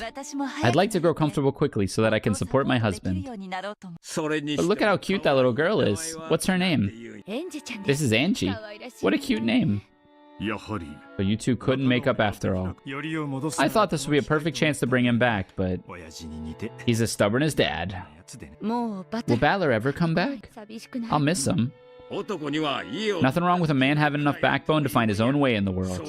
I'm sure he'll have made it big by the time he comes back. You think so? Right now, Battler's home isn't home for him. That place he comes home to is somewhere else now.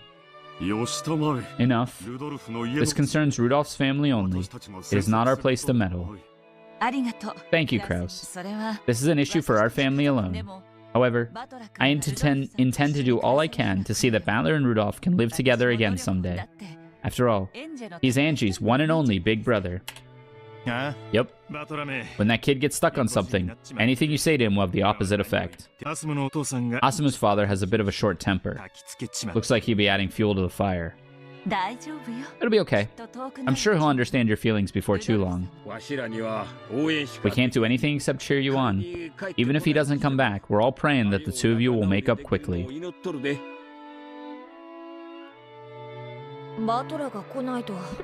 It's a bit boring without Battler. Yeah. I hope he and Uncle Rudolph can make up soon. Thinking about how Battler feels, it must have hurt. His family basically got swapped around. It probably doesn't feel comfortable at home anymore. All men need to go on their own one day or another. It might just be that Battler's time has come. Do you think so? I do. It's not cool for a guy to hang around at his parents for too long. You've got to leave the nest in a flurry to make your name in the world. I plan to do it eventually, but looks like he's gone and done it first. And when he makes his name in the world and becomes a great man, will he come back? It may be that he never comes back. George running a freaking psyop here. George sending in freaking commandos to try to sabotage the Battler-Shannon connection. It may be that he never comes back. After all, this might be leaving the nest to him. Leaving the nest.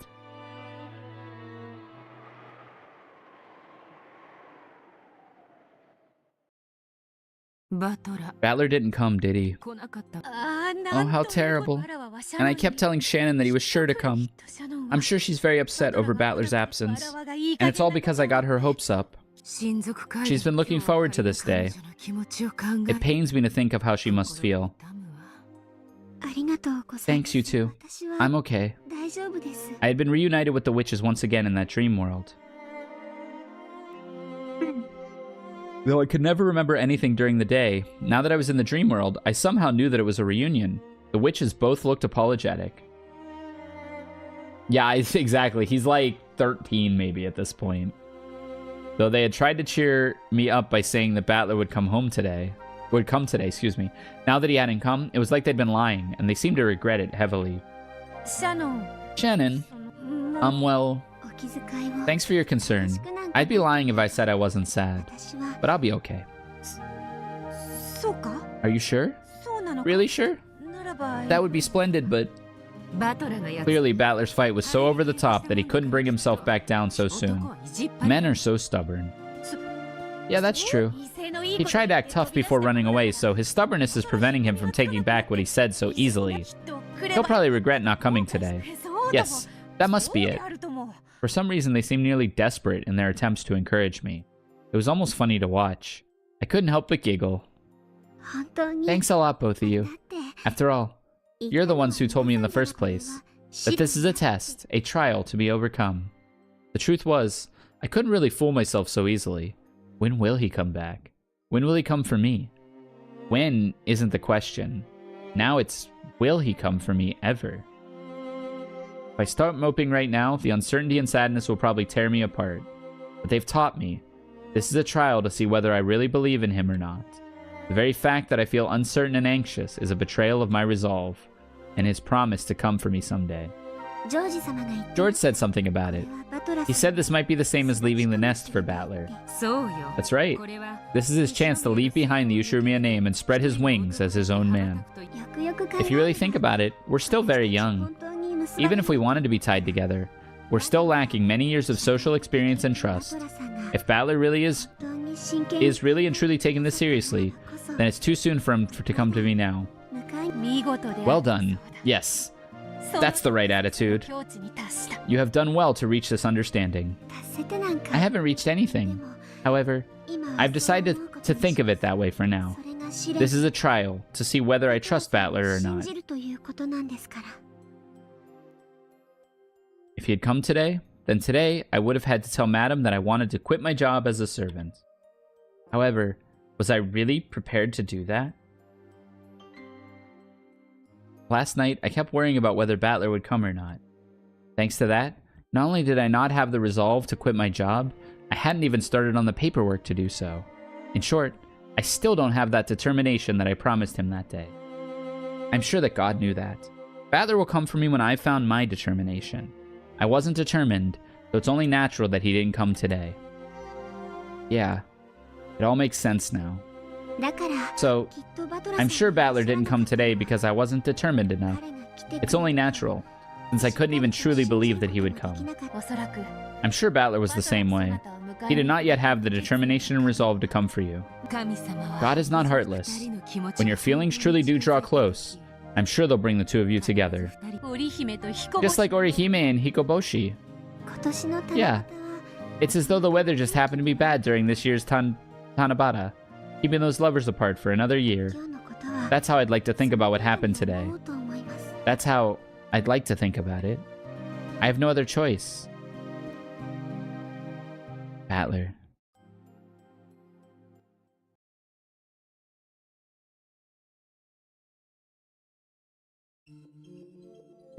But Battler didn't come back for 6 years. Still a long way to go until then. You had to wait 6 whole years feeling like that? When one waits every year for something to happen the next, and then the same thing the next and the next. It becomes the same as waiting for an eternity. Pretty pathetic, don't you think? After all, this promise you thought you made with Battler seems to be something he knew nothing about, right? Battler does tend to use melodramatic phrases, just like Uncle Rudolph. His roundabout way of putting things might have led to a misunderstanding. Some girl's gonna stab Battler in the back someday. Well, I guess that's more or less what this tale is. When words can mean different things, they can turn a person's life upside down. There are times when careless talk costs lives. There's no way this was Battler misspeaking.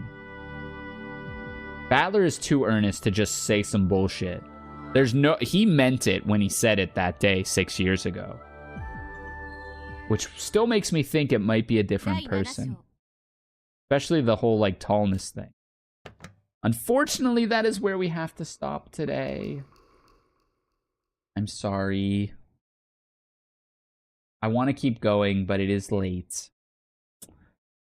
So, episode 7 only has a little bit more to it. We only have the rest of this tale in the tea party. I'm loving this episode. Now, part of it is because I'm a simpleton, and I like things explained to me. And that is what this episode is doing. Part of it is because this has a lot of heart to it. Thanks for the good cry. Yeah. I thought I was going to cry too. I almost did. Okay, schedule. I will be back Sunday. Got a little bit of Grand Archive to play tomorrow and Saturday. Hopefully I do pretty good. I will be back Sunday. So keep an eye out then, probably about the same time.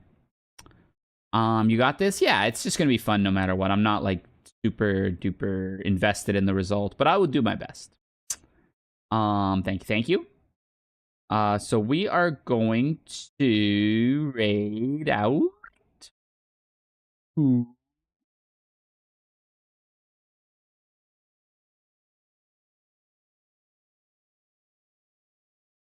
History. Maybe I'll send it there.